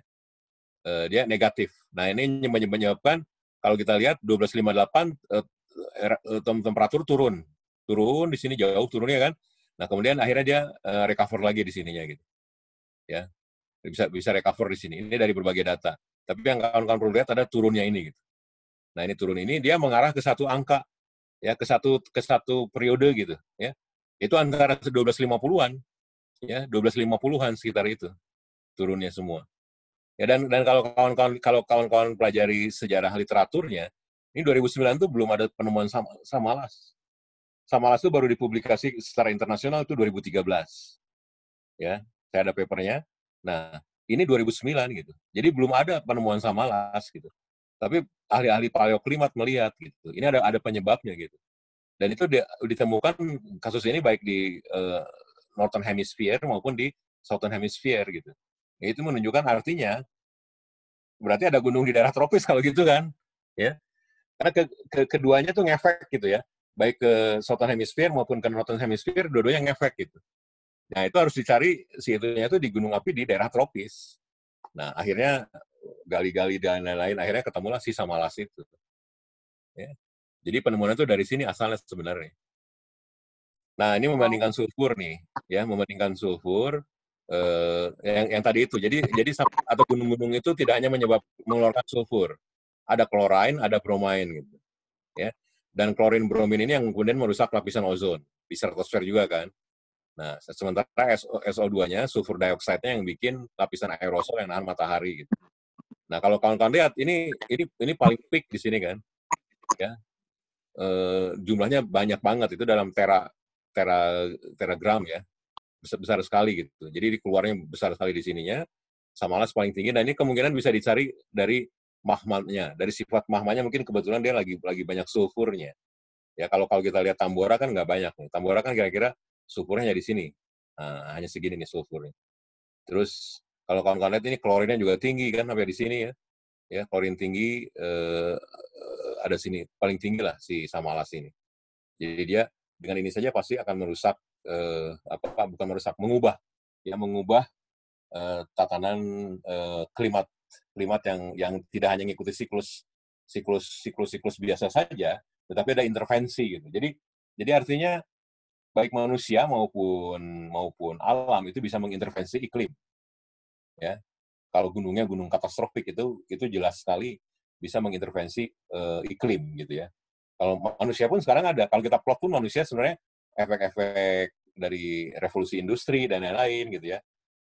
Itu ngefek juga ke klimat gitu ya. Ya kayak kita lihat sekarang gitu misalnya kasus PSBB, kasus lockdown di beberapa negara itu kan bikin atmosfernya lebih bagus kan karena polusi kurang. Gitu. Ya. Nah, itu lama-lama efek itu bisa ke klimat gitu ya. Karena kan ini kan baru hanya 3 bulan lah paling enggak ya di seluruh dunia, tapi kalau lama ya bisa mengubah iklim. Pawang mau nanya. Ya. Kalau karakteristik dari abu vulkanik ini tuh gantung ke mineral induknya gitu ya Pak ya?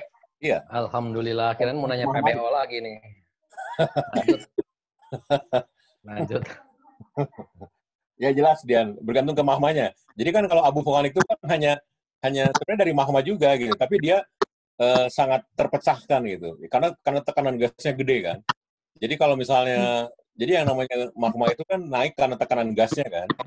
Ya, kalau tekanan gasnya lemah, dia tidak jadi abu vulkanik. Jadi dia hanya jadi lava aja gitu. Itu pun hanya meler aja gitu, hanya meler lewat gitu. Tapi kalau misalnya gunung-gunung api yang disumbat, nggak bisa keluar ya, terus magmanya naik terus dan makin lama makin penuh, kan gasnya ikut naik, gasnya ikut besar gitu. Akhirnya tekanan gasnya jauh lebih kuat dibandingkan tekanan dari sumbatnya. Sumbat itu adalah sumbat bekas-bekas material vulkanik yang dulu gitu kan, yang nggak keluar, akhirnya dia ngebeku dan nyumbat gitu kan. Nah, tapi kalau misalnya dapur rumahnya keisi ulang terus, gasnya gede, akhirnya dibobol. Jadi si sumbat itu bisa jadi abu vulkanik. Gitu. Nah, jadi sebenarnya abu vulkanik itu sangat bergantung ke dulu magmanya apa. Makanya komposisinya akan lain-lain dia. Dan itu biasa diukur gitu ya. Jadi misalnya kalau kita punya abu vulkanik, kita ambil sampelnya, kita lakukan analisis kimia.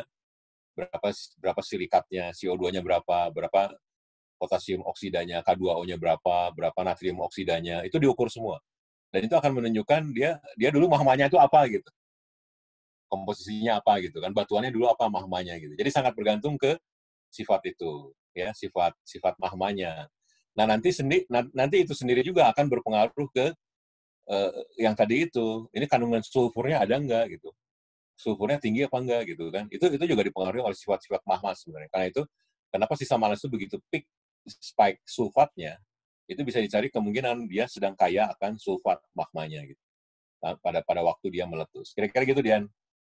Pak Wang, saya mau nanya, Pak Wang. Ya. Ini kalau gunung-gunung yang umurnya pratersier sama tersier itu nggak keabsen, Pak? Seperti yang Bayat misalnya, terus kemudian Rawadano itu. Kenapa tidak terdeteksi ya datanya, Pak? Tidak terdeteksi karena itu kan, jadi gini, kalau di geologi itu makin lama umurnya, makin sedikit terperhatikan kan, ya nggak? Ya, jadi gitu. Jadi sebenarnya bisa kita rekonstruksi. Nah, saya cerita sedikit tentang Semilir ya, Semilir Tuf. Ya, ini kan gunung lama juga nih. Tuf Semilir yang sekarang banyak tersingkap gara-gara ada pembukaan jalan di daerah Jogja, di Gunung Kidul, ya. Terus ada penambangan-penambangan yang sekarang jadi tempat-tempat wisata. Itu semua adalah abu vulkanik yang sudah jadi batu, namanya tuf. Dan itu sudah didating umurnya 20 juta tahun yang lalu, 20,7 juta pasnya itu. Jadi pada saat early Miocene. Nah, para geolog udah tahu yang namanya gunung-gunung api dulu di Jawa Selatan tuh banyak gitu. Bahkan dulu tuh yang namanya pada zaman-zaman itu antara 20 juta tahun, sekitar 20 juta tahun yang lalu, yang namanya jalur gunung api itu ya di situ, di Jawa Selatan. Bukan di tengah kayak sekarang. Kalau sekarang kan di tengah kan, tapi itu di tengah tuh paling kira-kira mulai dari 5 juta tahun yang lalu lah, mulai kira-kira di sekitar Pliocene, ya, sampai ke umur sekarang. Jadi yang namanya gunung, termasuk Rawadano juga dia belum terlalu tua, paling umurnya juga puluhan ribu tahun yang lalu gitu ya. Nah, dan dari dulu dia udah di tengah gitu kan. Tapi kalau kita lihat yang lebih tua lagi, ya, itu sampai ada di Jawa Selatan gitu. Mulai dari yang namanya Jampang gitu ya, yang kalau kita kecil itu akan kita datangi itu ya, itu kan ada tufnya tuh. Kayak Curug Awang gitu. Curug Awang itu kan disusun oleh tufnya vulkanik. Jadi itu abu vulkanik yang dulu nyusunnya itu gitu. Nah, itu kira-kira seumur dengan Semilir umurnya. 20 juta tahun gitu kan. Nah, kita bisa rekonstruksi, tapi kan yang melakukan penelitian gunung api purba kan sedikit orangnya. Ya toh? Paling penelitiannya yang paling banyaknya yang konsisten paling Pak Sutikno Bronto aja yang meneliti dan konsisten meneliti gunung api purba gitu kan.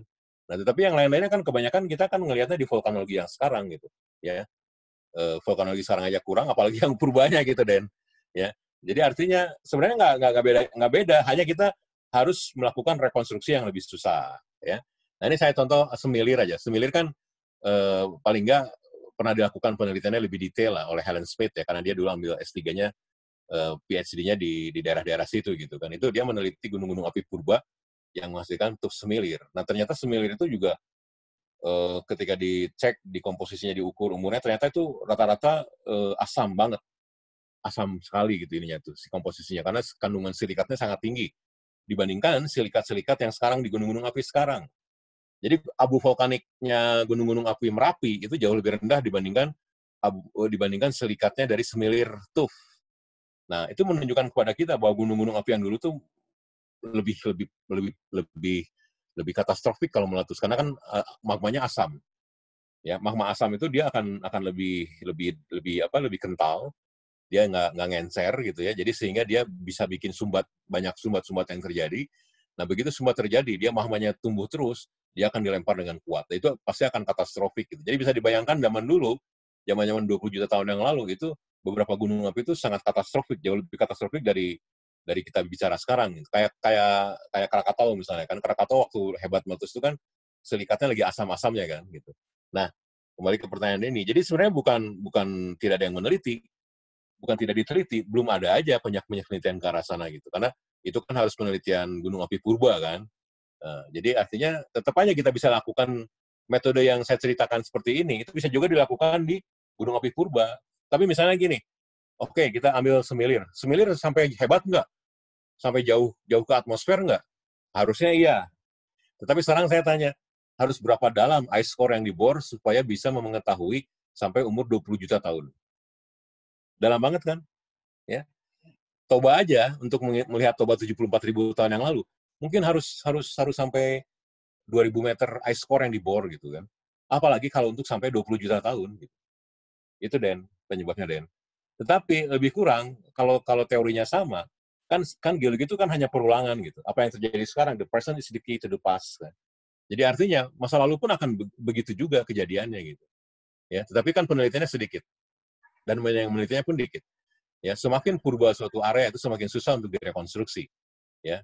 Dan paling kita sekarang meneliti gunung api purba bukan buat kepentingan akademik knowledge ya, tapi buat pencarian sumber daya mineral, paling seperti itu larinya. Ya, contohnya gini aja. Contohnya kita ke Batu Hijau misalnya. Batu Hijau di Sumbawa ya, itu kan daerah emas kan, atau Freeport gitu misalnya. Ya, itu kan juga gunung-gunung api purba zaman dulu gitu. Ya, terutama yang Batu Hijau lah. Karena Batu Hijau kan sebenarnya terjadi di daerah gunung api vulkanik yang selatan kan, di Sumbawa kan. Ya, itu kan gunung api kira-kira umur-umur sekitar 15 juta tahun yang lalu gitu. Tapi nyari apa? Buat nyari emas kan? Karena kan bukan gunung api yang sekarang gitu. Tapi dia magmatisme yang masa lalu gitu. Ya. Tapi kan bukan orang-orang meneliti gunung api purba di mana di si Batu Hijau itu di Sumbawa, bukan untuk merekonstruksi suatu jalur vulkanik, bukan. Tetapi untuk mencari minerals, ya, untuk mencari emas, perak, tembaganya. Kira-kira gitu, Den, ya. Pak Wang, boleh nanya Pak Wang? Ya, lanjut. Pak Wang, kalau kita tadi perhatikan analisa Pak Wang bahwa yang katastrofik itu cenderung lebih asam. Kira-kira ini kan yang purba yang letaknya di sebelah selatan, sekarang agak bergeser sedikit ke sebelah utara yang mungkin relatif kurang asam. Nah, betul. Bisa nggak ditarik satu asumsi bahwa dulu itu yang purba itu lebih asidik, which is lebih granitis dibandingkan yang sekarang lebih basaltis atau gimana ya? Betul. Nah, oke. Pertanyaannya bagus dan kebetulan saya juga akan jawab dengan Semilir lagi karena Semilir kan pernah diteliti agak detail sama Helen Smith ya. Jadi gini. Nah, ini yang memunculkan kemudian teori mikrokontinen gitu ya. Jadi bahwa di selatan Jawa itu ada beberapa mikrokontinen yang datang ngebentur, tapi itu kejadiannya di pratersier. Oke. Ya, ada mikrokontinen yang datang ke pratersier, kemudian di umur-umur Miosen dia jadi tempat ada magma naik. Ya, magma naik ke atas, kemudian dia berasimilasi sama mikrokontinen itu. Kan mikrokontinen kan granitik kan? Ya. Nah, itu akan menyebabkan gunung-gunung apinya menjadi lebih asid produknya. Contohnya Semilir, karena Semilir itu sudah diteliti tuffnya dengan detail dan dia rata-rata tinggi gitu ya, menunjukkan dia asid, riolitik, bahkan disebutnya riolitik. Riolit itu kan dia dari lelehannya granit ya. Jadi artinya itu magmanya asam, Mas Sofi ya. Nah, kalau sekarang gunung-gunung api yang sekarang kayak Merapi misalnya, Merapi, Lawu, Kelud, bahkan termasuk Bromo, itu kan semua andesitik. Andesitik. Dan itu memang rata-rata di situ memang keraknya lagi menipis gitu. Nanti tebal lagi di utara, ya, di utara tebal lagi, di tengah menipis yang menyebabkan gunung-gunung api sifatnya andesitik, tetapi ke selatan dia tebal lagi. Makanya sebenarnya yang disebut, mungkin Mas Sofi ingat istilah all andesit ya. Ya, all andesit sebenarnya itu nggak terlalu pas ya, karena bukan andesit, tapi lebih ke rhyolitic gitu kan sifatnya itu. Nah, tetapi itu baru penelitian di daerah ini aja Mas, di daerah Gunung Kidul ya, di sekitar Semilir sampai ke Pacitan. Kita belum tahu apakah itu sejalur seluruh Jawa Selatan, sejalur itu rhyolitic, kita belum tahu. Kembali nanti ke penelitian yang akan menentukan. Kira-kira gitu Mas Sofi ya. Oke, ya, dimengerti. Pak Wang mau nanya dong. Yes. Kan bukan selama ini ya, yang sering disebut itu Toba Samalas, Tambora, Krakatau. Ya. Nah, sebenarnya untuk Gunung Sunda Purba kenapa nggak masuk ke list? Terus kan katanya nggak tahu sih dokumennya, dia termasuk gunung tertinggi di Pulau Jawa. Terus kalau emang dia meletus, seberapa dahsyat letusannya? Nilai VI-nya sampai berapa? Ya. Nah, itu sebenarnya yang harus kita cek. Ya. Kan sebenarnya ada Pak Kartadinata ya. Pak Kartadinata tuh dulu risetnya itu di Sunda, itu Gunung Sunda ya. Sebenarnya banyak gitu ya kalau saya lihat ya. Kalau saya lihat morfologi aja. Sekarang kalau kita lihat morfologi sekarang ya, itu kan sebenarnya bikin kaldera sebenarnya ya. Yang namanya Burangrang, itu kan Burangrang tuh kayak model Rinjani sebenarnya. Dia di pinggir aja gitu. Si Burangrang itu. Tangkuban Perahu itu juga gunung, anak gunung gitu. Anak gunung siapa? Anak gunung Sunda gitu kan. Dan mungkin si Sunda itu dulu sampai ke Bukit Tunggul gitu. Jadi jauh gitu. Cukup lebar lah diameternya kan. Tapi kita melihat itu sekarang baru dari morfologi yang present time. Ya. Itu gunung, nggak hanya Gunung Sunda. Ini aja, Tengger. Tengger juga sama gitu. Ya. Kan yang namanya Bromo, Batok, dan lain-lain itu kaldera kan. Kaldera Tengger. Ya. Terus Ijen. Waktu kita ke Ijen juga kita sempat diskusikan kan. Oh ini sebenarnya kaldera. Jadi sebenarnya kandidat-kandidat yang gede-gede itu ada Ijen, ada si Tengger, ada Sunda gitu ya. Belum yang lain-lain yang kalau kita lihat gitu. Tetapi kan itu sama, pertanyaan yang sama. Itu pertanyaan-pertanyaan yang tadi Denny tanyakan. Itu kan gunung-gunung api purba ya. Gunung-gunung api purba belum ada yang menelitinya gitu.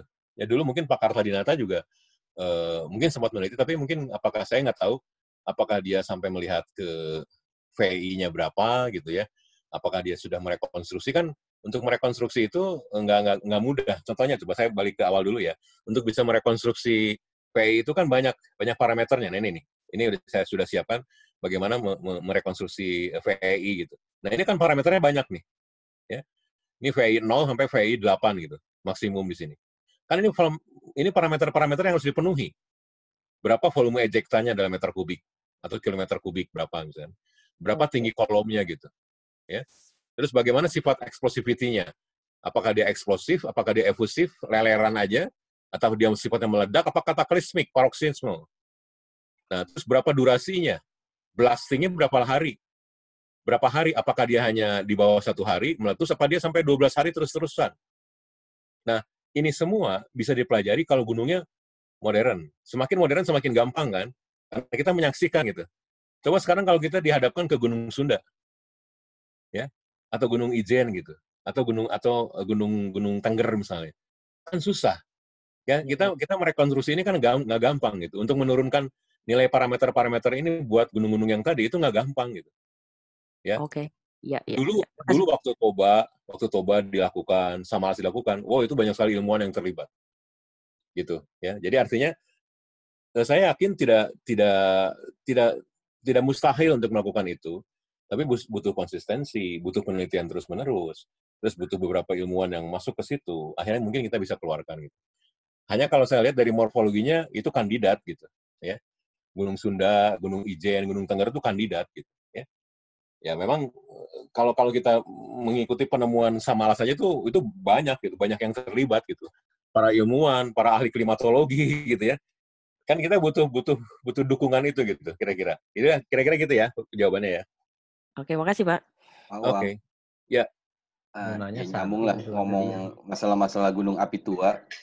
Maksudnya saya karena ini semua gunung-gunung yang bisa terdeteksi ya, walaupun Toba 74.000 tahun lalu itu implikasi perubahan iklimnya signifikan. Maka saya mau lompat lebih ekstrim ke ini punahnya dinosaurus. Karena kan itu juga perubahan iklim yang ekstrim juga tapi itu karena dipicu oleh jatuhnya meteor di Meksiko. Terus yang saya masih ingat dari presentasi Pak Wang dulu adalah itu memicu pergerakan magma justru di antipolar di India gitu. Nah, apakah itu memicu vulkanisme juga Pak ya? Oh banget. Jadi gini, itu yang namanya antipodal. Antipodal. Ya. Bukan antipolar, antipodal. Jadi antipodal itu posisi balik. Jadi gini, yang namanya bumi itu kan bulat ya. Bumi itu bulat, bukan flat earth ya. Bumi bulat ya. Nah, kalau satu waktu dia dihantam oleh asteroid, ya, dan itu yang memang terjadi di Kathy Boundary ya, di 65 juta tahun yang lalu, di batas antara zaman Kapur dan Tersier, namanya kita sebutnya Kathy Boundary, ya. Jadi asteroid itu menghantam bumi, dan itu sudah ditemukan kan kawahnya ya. Impact craternya sudah ditemukan di sekitar Yucatan, di sekitar Gulf of Mexico gitu kan. Nah, bumi dihantam di situ, dihantam di mana? Di Yucatan, di India, di Meksiko situ. Nah, dia akan bikin posisi antipodalnya itu mengeluarkan magma. Jadi kayak ringing the bell gitu, ya. Jadi kayak bumi itu begitu di hit sama asteroid itu kayak ringing the bell. Nah, yang namanya bunyi itu, gelombang itu begitu di hit bisa dibayangkan. Jadi kan bumi itu kan juga materi gitu. Begitu dia dihantam, ada getaran. Nah, getaran itu akan mengubah kohesi magma di bawah mantle sebenarnya. Dia akan lebih encer sifatnya, Chip. Ya, akan sangat encer, jadi lebih fluid lah. Ya. Dan saat itu banyaklah terjadi yang namanya mantle plume naik semua ke atas saat-saat itu. Jadi itu suatu intervensi yang luar biasa dari astroblem. Jadi intervensi yang datang dari angkasa luar ya, astroblem kita sebutnya. Nah, itu akan memicu suatu mantle plume yang begitu banyak datang, akhirnya dia bikin yang namanya vulkanisme yang sangat besar. Nah, saya waktu itu mencoba merekonstruksi Gulf of Mexico pada waktu Kapur dan Tersier.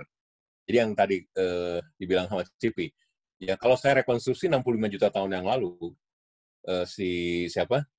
Gulf of Mexico dihantam, ternyata posisi antipodalnya itu adalah India. Tapi India yang bukan di posisi sekarang.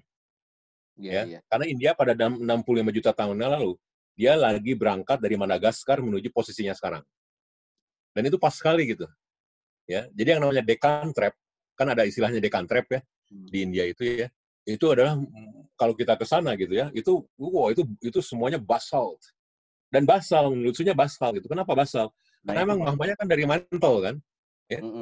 Mahmanya dari mantle, naik semua ke atas, dan akhirnya banjir. Itu disebut sebagai flood basalt. Dan itu yang kita contohkan sebagai Deccan Trap. Oh, Deccan Trap itu kayak satu pulau, itu semuanya basal semua. Ya, gede banget Deccan Trap itu ya. Kalau saya lihat gambarnya, karena belum pernah ke sana kan. Nah, terus itu teori antipodal gitu. Jadi yang namanya satu tempat di bumi dihantam, dia akan mengeluarkan magma yang kemudian bergerak ke antipodalnya. Nah itu jadi Pak, pertanyaannya tuh itu, karena kan yang saya tahu memang itu basalt, sedangkan kita yang bahas di gunung-gunung sini adalah acid dan mengeluarkan asap tuh sangat tinggi. Nah itu kan pada saat itu tuh perubahan iklimnya itu menjadi lebih panas, sama aja, lebih dingin Pak. Mestinya tetap lebih dingin gitu, lebih dingin karena sama aja gitu.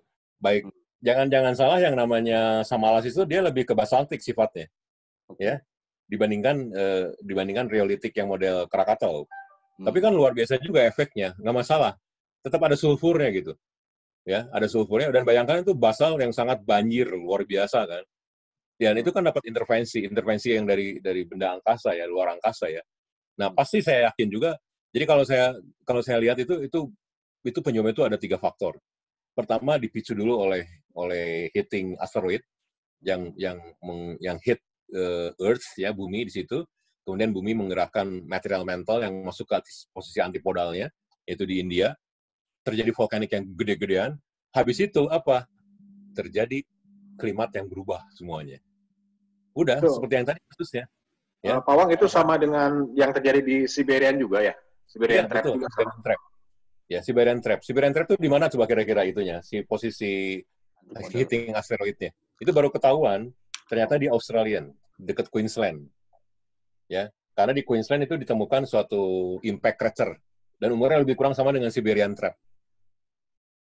Ya, nah, jadi gitu, Cip. Jadi artinya untuk sampai ke jauh pun begitu. Jadi artinya sebenarnya metodenya sama aja gitu. Dipicu vulkanisme, hanya sekarang yang memicu vulkanismenya apa gitu. Kalau yang kita bicarakan kan vulkanisme yang biasa kan, subduksi aja gitu. Subduksi, kemudian bikin vulkanik, keluar gitu. Kalau ini enggak gitu, ada kasus-kasus khusus gitu ya, buminya dihantam. Kalau yang Siberian Trap itu jauh lebih tua. Ya, jauh lebih tua, bahkan lebih tua dari Cambrium, jadi pra-Cambrium. Karena kebetulan gunung apinya juga basalnya basal yang umur itu gitu.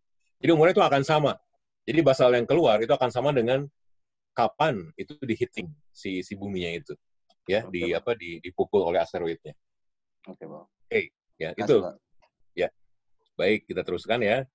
Tadi udah jelas semua.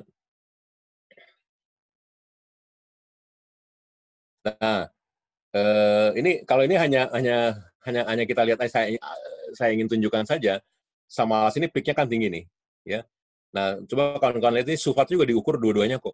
Ada sulfat yang di Southern Hemisphere dan sulfat yang di Northern Hemisphere gitu. Yang sulfat Northern Hemisphere yang lebih gelap gitu. Sementara yang warna abu-abu lebih terang itu yang di Southern. Memang beda, ya pasti nggak mungkin sama lah ya. Karena kan banyak dipengaruhi oleh dinamika atmosfer saat itu kan. Nah, tetapi kalau kita perhatikan ini juga ikut menurunkan total solar radiation. Ya, jadi iradiasi solar juga turun gitu ya. Di sini ada minimum-minimumnya. Nah, memang kalau kita lihat ini sebenarnya huruf-huruf ini kan menunjukkan nilai-nilai solar minimum, ya.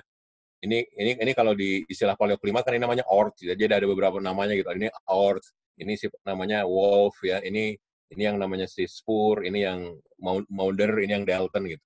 Jadi itu adalah minimum solar yang terjadi. Ya, tetapi kelihatan juga ada pemicunya gitu. Ya, pemicu ini dulu belum ketahuan gitu. Ya. Jadi ini ketahuan duluan gitu. Dari zaman dulu orang-orang physical atmosfer ya, ahli-ahli fisika atmosfer sudah bisa menentukan ini gitu. Tapi ternyata begitu dikawinkan dengan sulfat konten, ternyata mirip gitu. Ternyata sekarang kita tahu gitu ya, yang namanya Wolf solar minimum itu ternyata itu dipicu oleh Samalas gitu. Dipicu oleh Samalas ya. Kemudian yang namanya Dalton solar minimum itu dipicu oleh Tambora gitu. Ya. Terus yang namanya Spur solar radiation minimum itu ternyata dipengaruhi oleh gunung api Kauai. Gunung api Kauai itu yang Amerika Selatan tadi. Ya. Nah, artinya ahli-ahli fisika atmosfer dulu sudah tahu ini, sudah lama ini. Tapi kemudian baru sesudah ada penelitian dari volcanic gunung-gunung api purba di sini, ternyata klop gitu. Jadi yang namanya siklus-siklus itu kadang-kadang juga dipengaruhi oleh interupsi, ya, interupsi gunung gitu. Kalau ini kan random kan, gunung ini kapan terjadi kan random kan ini kejadian ini kan. Kalau ini memang ngikutin siklus gitu. Tetapi seperti yang saya bilang tadi, siklus bisa datang lebih cepat atau lebih parah karena ada interupsi atau ada intervensi, lebih tepatnya bukan interupsi, ada intervensi gitu. Sama dengan yang sekarang gitu, global warming. Sekarang itu adalah we are in the time of global warming memang gitu. Karena kita di posisi interglacial. Tapi datangnya lebih duluan dan lebih parah karena ada manusia gitu, efek industri, efek transportasi dan lain-lain ya. Nah, jadi artinya ternyata solar radiation itu minimumnya juga dipengaruhi oleh volcanic winter gitu ya. Nah, sekarang kita bicarakan ke ininya gitu, ke yang mengalami hajat hidup orang banyak gitu ya. Jadi di sini kebetulan ada juga yang meneliti gitu kan. Ada yang meneliti harga gandum gitu. Harga gandum berapa? Tadi ada yang nanya tuh waktu di Natio, harga beras gimana Pak? Katanya kan. Ya kita harus teliti harga beras. Ada nggak ya orang yang mau meneliti pada saat itu gitu ya? Harga beras berapa gitu kan. Kalau waktu itu di Eropa mungkin sudah ada penelitian harga gandum berapa. Ternyata kalau kita lihat, karena kita lagi ngebahas Samalas ya, si grafik ini. Samalas meletus di 1257, langsung kalau kita lihat indeks price dari gandum, wah naik banget, tinggi sekali naiknya, ya sampai berapa kali lipat gitu ya. Ini juga siklus gitu, turun naik, kayak fluktuasi harga maksimum minimum. Tapi kalau kita lihat, ini naik banget gitu di sini ya kan, naik banget. Dan akhirnya pun ikut mempengaruhi, walaupun sudah turun, tetap turun tapi turunnya turun tinggi gitu. Karena itu kalau kita lihat trend line mirip-mirip seperti ini gitu. Ya, udah. Dan itulah yang menyebabkan kenapa banyak sekali, terutama di London, karena ini penelitiannya di London, Campbell ini, banyak masyarakat di sekitar kota London, di pinggir-pinggirnya datang ke kota London untuk cari makan. Dan itu yang akhirnya membunuh mereka. Dan kerangkanya baru ditemukan. Jadi mereka ada sekitar 15.000 kerangka ditemukan di bawah kota London. Ya, dan itu baru digali tahun 90-an sampai tahun 2003. Penggalian arkeologi menemukan 15.000 rangka. Ya, dan itu kalau ketika di dating dilakukan penelitian itu memang 1258. Jadi a year without summer, dan harga makanan saat itu lagi susah. Ya, lagi susah, lagi tinggi ya. Ya itu menyebabkan kelaparan di mana-mana. Nah, ini nih. Nah, ini saya ambil dari penelitian ini nih, dari artikel ini. Musgrave, kuburan massal di London, menunjukkan bagaimana volcano ini menyebabkan global catastrophe. Kalau kawan-kawan lihat ini 2012. Dan dia tidak tahu sama sekali ada penelitian Samalas. Ya, coba kita baca bentar ya. Ketika para arkeologi menemukan ribuan rangka dari abad pertengahan, ya, di suatu kuburan massal di East London tahun 1990-an, mereka memperkirakan kemungkinan itu korban kelaparan dari Black Death. Karena waktu itu kan ada kelaparan besar kan, karena Great Famine tahun 1315. Tetapi ternyata sekarang enggak, karena ternyata jauh lebih awal terjadinya. Nah, sekarang mereka dikejutkan, ternyata penjelasan itu adalah karena explosion, yaitu suatu cataclysmic volcano yang sudah meletus seabad sebelumnya. Ya, jadi 1250-an, ya. Dan ini terjadinya ribuan mile di daerah tropis, dan ini menyebabkan banyak sekali kerusuhan atau apapun di Britain, yaitu di Inggris ya, di abad pertengahan. Nah, bukti-bukti ilmiah ini termasuk radiocarbon dating dari tulang, jadi tulang itu di carbon dating, dan data-data geologis across the globe menunjukkan bahwa terjadi fatalitas massa ini, mass fatalities ini di abad ke-13, ya disebabkan oleh largest volcanic eruption kemungkinan di 10.000 tahun terakhir. Jadi yang paling gede di 10.000 tahun terakhir gitu. Nah, lucunya juga ada tulisan-tulisan dari ini gitu, dari biara dan yang lain ya. Kematian massal ini itu menyebabkan banyak sekali kuburan-kuburan disebabkan itu dan banyak sekali catatan-catatannya gitu, karena memang sudah ada percatatan. Nah, di tahun 1258 ya, perhatikan 1258, setahun sesudah Samalas meletus ya, seseorang pendeta atau rahib itu berbicara, melaporkan gitu ya. Saat itu memang gitu. Ada angin utara yang sangat kuat untuk beberapa bulan. Ya, kemudian ada kalau kita lihat benih-benih bunga dan lain-lain juga sudah mulai jarang ya, germnya dan lain-lain. Terus kemudian juga kemungkinan untuk musim panen juga jadi tidak yakin ya, karena memang ini jarang tumbuh gitu. Terus kemudian juga banyak sekali masyarakat miskin mati ya, dan kemudian mayatnya itu dikubur jadi bengkak-bengkak aja gitu, jadi nggak kekubur gitu ya. Nah, kemudian ini yang menyebabkan kemungkinan sakit ya, sakit karena mati, kemudian karena infeksi, takut infeksi dan lain-lain. Terus kalau kita lihat penyakit pes juga sangat luar biasa banyak. Terus khususnya menyerang masyarakat miskin di sini. Nah, di London sendiri itu diperkirakan ada 15.000 orang miskin yang mati di sininya. Di England kemungkinan juga bisa ribuan lagi mati. Saat itu London tuh dihuni 50.000 orang saat itu. Jadi bayangkan ya, sepertiganya mati gara-gara Samalas, ya. Dan itu akhirnya ketahuan gitu, itu karena Samalas. Jadi bisa kawan-kawan bayangkan sekarang, penyakit juga ada, karena lingkungan juga berubah iklimnya kan. Harvest daerah untuk panen juga berkurang, tanaman-tanaman pada nggak jadi benih-benihnya gitu kan. Terus banyak masyarakat miskin, kematian dan lain. Itu bisa terjadi seperti kita melihatnya sekarang gitu kan. Pandemi sekarang kan di abad modern, ternyata gitu zaman-zaman. Nah, ini kan 1258 ya. 1257. Kalau saat itu di Indonesia, terutama di Jawa, saat itu sedang zaman kerajaan Singosari itu. Ya, si Kertanegara baru dikasih tahta dari ayahnya, dari Ranggawuni waktu itu. Tapi di sana zaman Henry ketiga, dan di situ banyak pemberontakan. Otomatis yang namanya begini itu akan menyebabkan social riot. Ya. Pasti ada social unrest gitu, ya, habis itu. Pawang, kalau di Indonesia nggak ada catatannya Pak ya? Maksudnya contoh mungkin ada dari kayak cerita-cerita legenda gitu ya Pak, yang menunjukkan Samalas ini Pak, tahun segitu. Ya, itu yang sebenarnya saya kemarin malam juga, kebetulan saya punya buku terjemahannya Pak Raton ya, karena Pak Raton kan menceritakan sejarah Singosari dan Majapahit ya, bahkan mulai dari Ken Arok gitu, mulai dari Ken Arok sampai ke Majapahit lah, itu Pak Raton. Nggak saya temukan catatan tentang ada letusan gunung api dan lain-lain. Sebenarnya kalau di zaman Majapahit ditulis tuh, baik letusan gunung api, gempa itu ditulis di Palaraton, ya. Gunung api lumpur dan lain itu ditulis dengan jelas gitu. Bahkan disebutkan tahunnya dengan cara Surya Sengkala ya. Kan dulu kan pakai tahun kan Surya Sengkala kan kalau zaman Majapahit gitu. Nah, saya tidak menemukan catatan itu pada zaman yang saya temukan, bahkan itu ditemukan Ranggawuni menyerahkan tahtanya ke anaknya. Terus si Ranggawuninya hanya sebagai penasihat. Nah, kemudian nanti Kertanegara naik sebagai Raja Singosari sesudah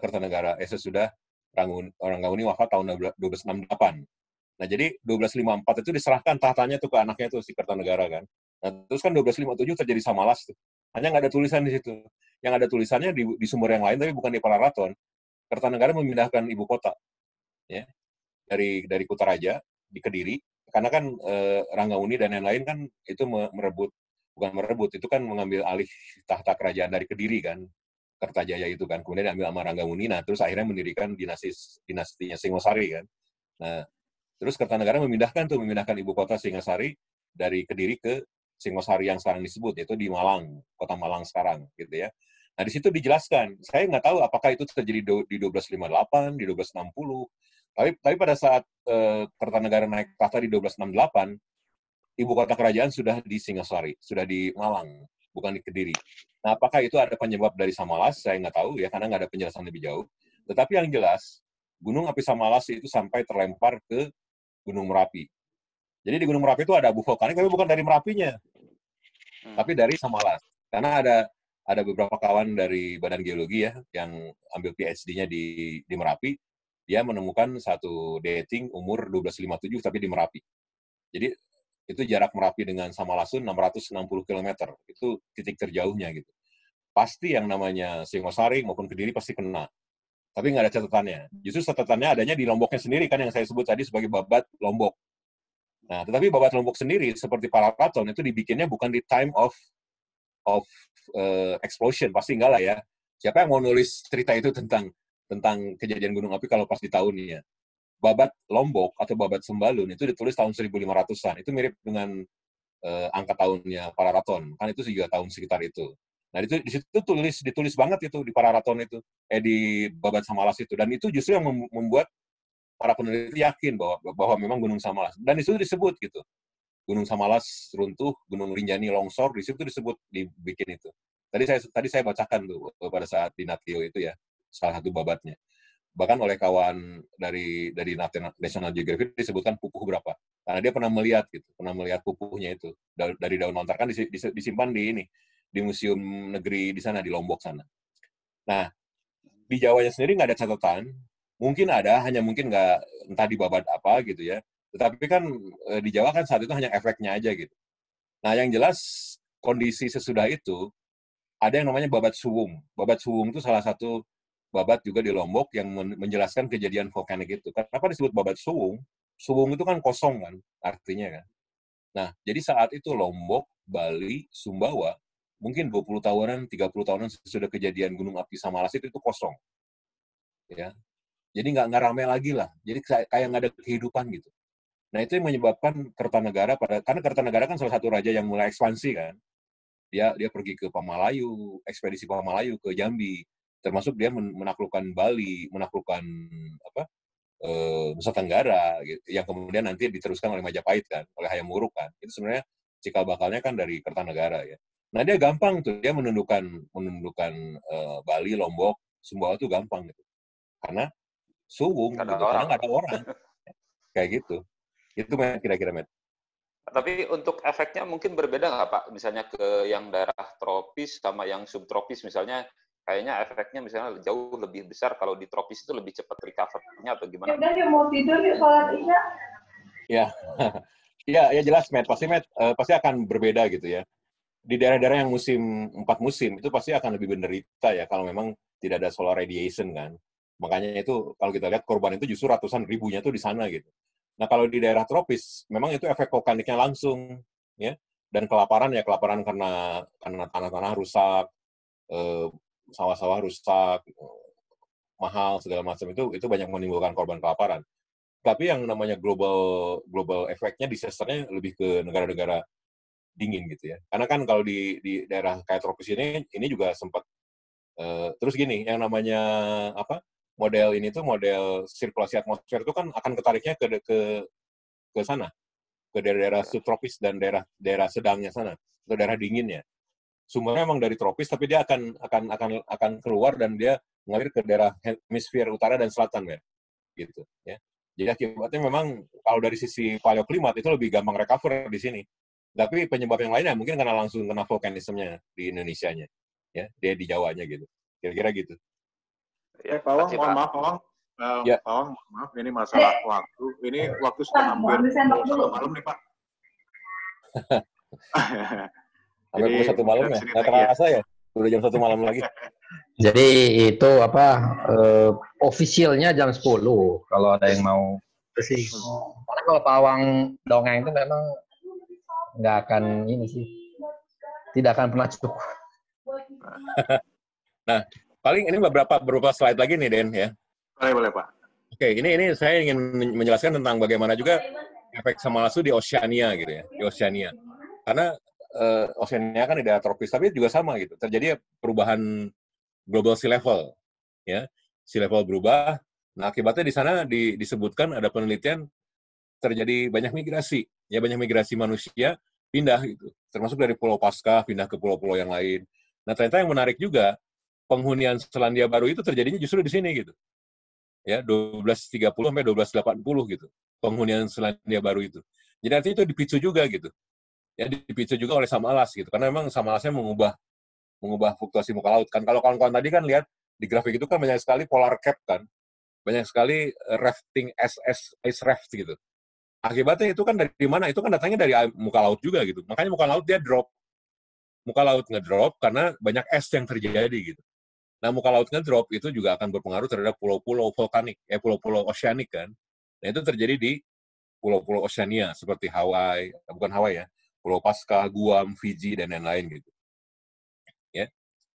Nah, terus otomatis juga banyak pemberontakan revolusi kayak gini lah. Kalau susah makan, kelaparan pasti itu ikutannya itu ya social unrest kan. Nah, itu juga terjadi gitu. Ya. Nah, terus ini yang Tambora nih. Sama, Tambora kalau kawan-kawan lihat, di sini juga sulfat concentration di sini ya.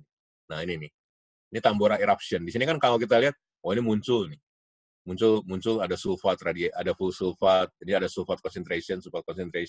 Tapi intinya sama lah ya.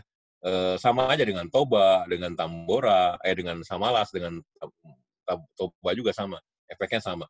Gara-gara ada ini, otomatis naik semua gitu. Nah, ini cerita tentang, banyak lah, kalau Tambora kan sudah kita pernah bahas ya, efek-efek, banyak sekali efek-efeknya itu sampai kemana-mana gitu kan. Yang menarik bahkan sampai terjadinya cerita Frankenstein kan. Kenapa Frankenstein cerita? Ya memang suasana di Eropa saat itu gloomy gitu kan. Ya, tidak ada matahari, tidak ada ini, tidak ada itu. Suasananya kayak malam gitu kan. Itu menceritakan, oh ini kayak suasana horor gitu kan. Akhirnya timbullah cerita Frankenstein kan. Sampai ke sana gitu ceritanya itu. Nah, kalau ini kan hanya grafik menunjukkan hari-hari panen itu turun semua gitu. Kalau kawan lihat ini di 1817, 1815, 1817 itu hari panen turun semua gitu. Dari biasanya berapa? Ini rata-rata mungkin 160 hari, setahun, hanya tinggal setengahnya gitu. Ya, hanya tinggal setengahnya. Ya, otomatis makanan kurang kan. Makanan kurang padahal perut harus terus diisi. Ya, udah kelaparan akhirnya kan. Ini sama juga, ini hanya menunjukkan harga gandum. Naik semua kan. Coba kawan-kawan lihat. 18-19 segini, harga gandum langsung naik tahun berikutnya. Ini malah naik gitu. Makin gila di sini kan. Makin gila. Akhirnya resilient, recover lagi di sini. Nah, ini butuh 5 tahun sendiri gitu, hampir 5 tahun sendiri kan, untuk dia bisa jadi normal lagi gitu. Ya, ternyata itu penyebabnya adalah si Tambora gitu. Nah, ini cerita tentang sekarang nih. Ini cerita tentang ini yang beberapa slide terakhir ya. Bayangkan gitu. Ini gunung api yang sekarang ada di Indonesia yang aktif ya. Terus ini yang di plot garis ini adalah garis-garis penerbangan. Nah, garis penerbangan, kemudian ada juga kapal laut gitu. Nah, bayangkan ya, kalau terjadi yang kayak Tambora atau Samalas atau Krakatau gitu ya, di posisi sekarang luar biasa kan. Bisa kayak apa gitu kan ininya, efeknya ya. Nah, ada penelitian dari Welly et al. Tahun 2015, dia mengklasifikasikan gunung atas bentuknya. Nah, ini hasilnya nih. Ini akan bercerita tentang potensi ledakan masa depan kayak gini. Ya, ini hasil petanya kayak gini. Saya dibagi menjadi 5 tipe gunung. Nah, dia berdasarkan pembelajaran dari remote sensing. Nah, ini nih. Jadi dibagi menjadi 5. Gunung itu ada yang pertama open fan stratovolcano. Ini contohnya Gunung Mayon di Filipina ya. Itu open fan. Jadi dia fan-nya itu si kawahnya itu kebuka. Nggak ada yang ngalangin dia. Itu open fan. Nah, terus ada yang semi plug. Jadi yang ketutup sebagian si kubahnya itu, si ininya itu, ya, ketutup sebagian. Nah, ini benar-benar ketutup nih, well plug. Contohnya Pinatubo yang meletus hebat tahun 91 kan. Well plug stratovolcano Pinatubo di sininya. Nah, ini semi plug Gunung Gede contohnya nih. Ya, ini tertutup sebagian Gunung Gede. Nah, ini yang kaldera yang gede nih, Tambora atau yang besar Toba gitu. Ya, kalau yang namanya open fat kayak gunungnya kayak gini ya modelnya, terbuka. Kalau yang semi plug sebagian ada yang ketutup, sebagian ada yang kebuka kayak gini kan. Nah ini kalau yang well plug ini ketutup semua gitu. Jadi ininya lubang itu ketutup kayak gini, kayak Pinatubo. Nah berdasarkan ini semua, lalu lalu gunung-gunung itu diklasifikasikan nih. Gunung yang ini ya diklasifikasikan menjadi 5 kelas tadi. Nah ini nih, ya. Nah ini kawan-kawan bisa lihat nih ya. Contohnya di sini ada yang large caldera yang merah-merah nih. Jadi ada large caldera di sini ditemukan, karena itu data penelitian dari remote sensing ya. Ada caldera di sini yang merah-merah ini gunung-gunungnya. Terus yang well plug stratovolcano yang nggak tutup itu yang warnanya orange. Nah ini contohnya nih. Nah ini contohnya orange. Nah ini yang semi plug ketutup sebagian. Nah yang hijau itu open fat. Yang open fat gitu kan. Large caldera ada 2 tadi ya. Open fat ini yang hijau nggak ada ya. Nah ini satu aja nih. Ini contohnya si Merapi nih ya. Ini mungkin Merapi nih open. Oke. Nah ini beberapa yang di daerah Sangir gitu. Nah sekarang yang menarik adalah bagaimana untuk kedepannya gitu. Gunung-gunung api ini bagaimana buat kedepannya. Yang mana yang lebih banyak akan menyebabkan gunung api yang besar gitu ya, meletus yang gede. Nah, hasil penelitiannya ada begini. Ini kesimpulannya dari publikasi yang sama dari Welly, itu ada di Bulletin Volcanology ya. Jadi VI 3 atau 4 itu certain to occur someplace di region di next decade. Jadi di 10 tahun ini kan penelitian 2015. Jadi sampai ke 2025 nanti di Southeast Asia ini kan penelitian Southeast Asia akan ada gunung api yang meletus dengan VI 3 sampai 4 di next decade. Ya. Kemudian kalau yang probability-nya sampai ke 5, ya, jadi ini 100% gitu. Jadi pasti terjadi gini. Ya. Certain to occur di sininya. Ya. Terus kalau misalnya yang VI 5 di periode yang sama 10 tahun ke depan, itu sekitar 60% kemungkinan terjadinya. Lumayan gede ya, 60% ya. Itu di VI 5 gitu. Di VI 5. Nah, tetapi letusan-letusan yang gede, yang besar lebih dari 5, jadi 6, 7, 8 tuh kemungkinan far less likely to occur. Kemungkinan kecil akan terjadi. Ya, akan terjadi tapi di periode decade, di periode 10 tahun yang akan datang. Nah, coba kalau kita lihat yang lain. Misalnya yang VI 6 nih. VI 6 yang mirip dengan Pinatubo ya. Pinatubo kan 6, Krakatau juga 6 gitu. Itu mungkin kira-kira 12% lah kemungkinannya. 12% di decade. Di 10 tahun yang akan datang, ya. Tetapi kalau misalnya yang VI 7 yang kayak Tambora, kayak Samalas, itu bukan decade lagi tapi century. Dan jadi di 100 tahun yang akan datang, yang kemungkinan kita punya mirip Samalas dan Tambora, itu persentasenya hanya 12%. Ya, jadi 12% di dalam 100 tahun yang akan datang kemungkinan terjadinya. Nah, kalau yang 8 yang mirip-mirip dengan Toba, ya, itu kemungkinan juga kecil, hanya 6% di dalam 1000 tahun. Gitu ya, itu hasil penelitian tuh. Ya, hasil penelitian. Jadi kalau ditanya, Pak, yang kira-kira mirip Toba, kira-kira berapa kemungkinannya? Saya akan jawab berdasarkan penelitian ini ya, Welly ini. Karena saya kan nggak meneliti sendiri kan, ini kan sudah ada penelitian. Saya akan sebutkan, 6% dalam 1000 tahun yang akan datang. Pak, kalau yang kemungkinan mirip-mirip dengan Tambora dan Samalas, kira-kira berapa? Ya saya akan bilang 12% dalam 100 tahun. Gitu ya. Tapi kalau yang VI 3 dan 4 pasti terjadi nih dalam 1 tahun. Ya. Yang kemarin yang namanya Krakatau, anak Krakatau meletus April kemarin itu skalanya sekitar 2. Ya, 2 atau 3 lah. Maksimum 3. Tapi itu kemungkinan 2. Itu pun tinggi kolomnya kan hanya di bawah 1 km kan. Itu kawan-kawan ya. Kemudian mana yang open fat stratocone yang paling gampang itu, ya. Kalau dari tipenya, yang open fan, jadi yang gunung api yang kebuka, dengan yang semi plug itu lebih sering terjadi, tapi kurang eksplosif. Dibandingkan yang well plug stratocone, itu lebih jarang terjadi, tapi sekali terjadi bisa bikin yang gede gitu ya. Oke. Nah, saya pikir yang terakhir nih, ini hanya efek gunung api saja di zaman sekarang. Ya, kawan-kawan bisa lihat ya, kalau gunung apinya meletus, ini adalah ruangan waktu nih. Ini jarak dari gunung api, ini dalam kilometer, 10 km, 100 km, 1000 km, 10.000 km. Nah, coba kawan-kawan lihat ya. Kita ambil contoh ini aja, si anak Krakatau kemarin. Meletus, langsung terjadi tsunami dalam waktu berapa jam kan? Nggak nyampe sejam kan? Nah, itu juga hanya 10, mungkin hanya 10 km atau sampai 100 km gitu. Awan panasnya bisa terjadi di jarak 10 km. Jadi kalau misalnya ada desa di jarak 20 km itu aman lah, aman dari awan panas ya. Karena banyak kejadian awan panas itu maksimum hanya 10 km.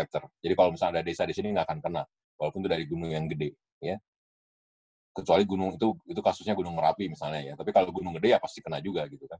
Nah kemudian asfalnya, jatuhan abunya bisa berbulan-bulan, nah otomatis pasti akan mempengaruhi ini kan pesawat terbang kalau berbulan-bulan karena nggak turun kan kalau dia misalnya tinggi abu vulkaniknya gitu ya. Terus dia jatuh ke sini dan lain-lain. Terus kalau misalnya sudah tahunan itu climate effect yang kemarin yang dari awal kita diskusikan. Ya, climate effect-nya bisa sampai tahunan dan jarak jangkauannya jauh banget gitu. Ya sampai lebih dari 10.000 km. Seperti ini aja, seperti kita punya gunung-gunung di Indonesia tapi efeknya sampai ke Eropa, Amerika Utara kan itu kan jaraknya bisa ribuan kilometer. Baik, kira-kira itu aja kawan-kawan ya. Diskusi lebih detail dan lanjut ya. Mudah-mudahan cukup memberikan pengetahuan baru ya kalau buat kawan-kawan yang baru mengetahui. Oke, Den, kira-kira gitu. Oke, saya stop share dulu ya. Terima kasih, Pak. Pesan dulu dong, teman-teman. Pesan dulu dong. Makasih, Pak. Kasih, Pak. Ini kalau mau diberhentiin mah sampai subuh ini mah. Kalau ini sampai subuh. Oke, teman-teman semuanya ya. Ada ini juga, ada Mas Toro ya. Mas Toro tuh visit terus tapi belum pernah ini muncul. Saya pendengar aja Kang, tapi sudah terima kasih banyak. Oh, siap. Ya, yang penting bisa manfaat Mas Toro. Ya, terima kasih Mbak. Yuk. Oke, teman-teman ini ada sedikit pengumuman dulu nih buat nanti pertemuan berikutnya, yaitu nanti pada hari Jumat tanggal 1 Mei, yaitu nanti ada Marina sini? Nggak ada. Ada ya? Tidur. Oh, nggak ada. Jadi nanti, udah tidur. Nanti Marina akan menyampaikan tentang ini ya, kearifan budaya di Flores, tepatnya itu di Manggarai Barat. Jadi nanti tanggal 1 Mei atau dari Jumat siang ya setelah Jumatan, seperti itu kurang lebih. Ya, kurang lebih seperti itu ya. Maka Kak Aris ada pengumuman lagi Kak Aris? Pak Fajar, kumaha ada yang mau di ini dulu komen atau apa? Fajar. Tidur kemarin. Kopi. Kopi lah di kopian. Fajar, ada yang mau di ini nggak? Ada Ada yang mau dikomenin apa gimana? Gue deh. Ya, makasih Pak Awang. Jadi super vulkano ini mungkin lebih didefinisikan dari letusannya ya Pak ya. Jadi letusannya yang hebat.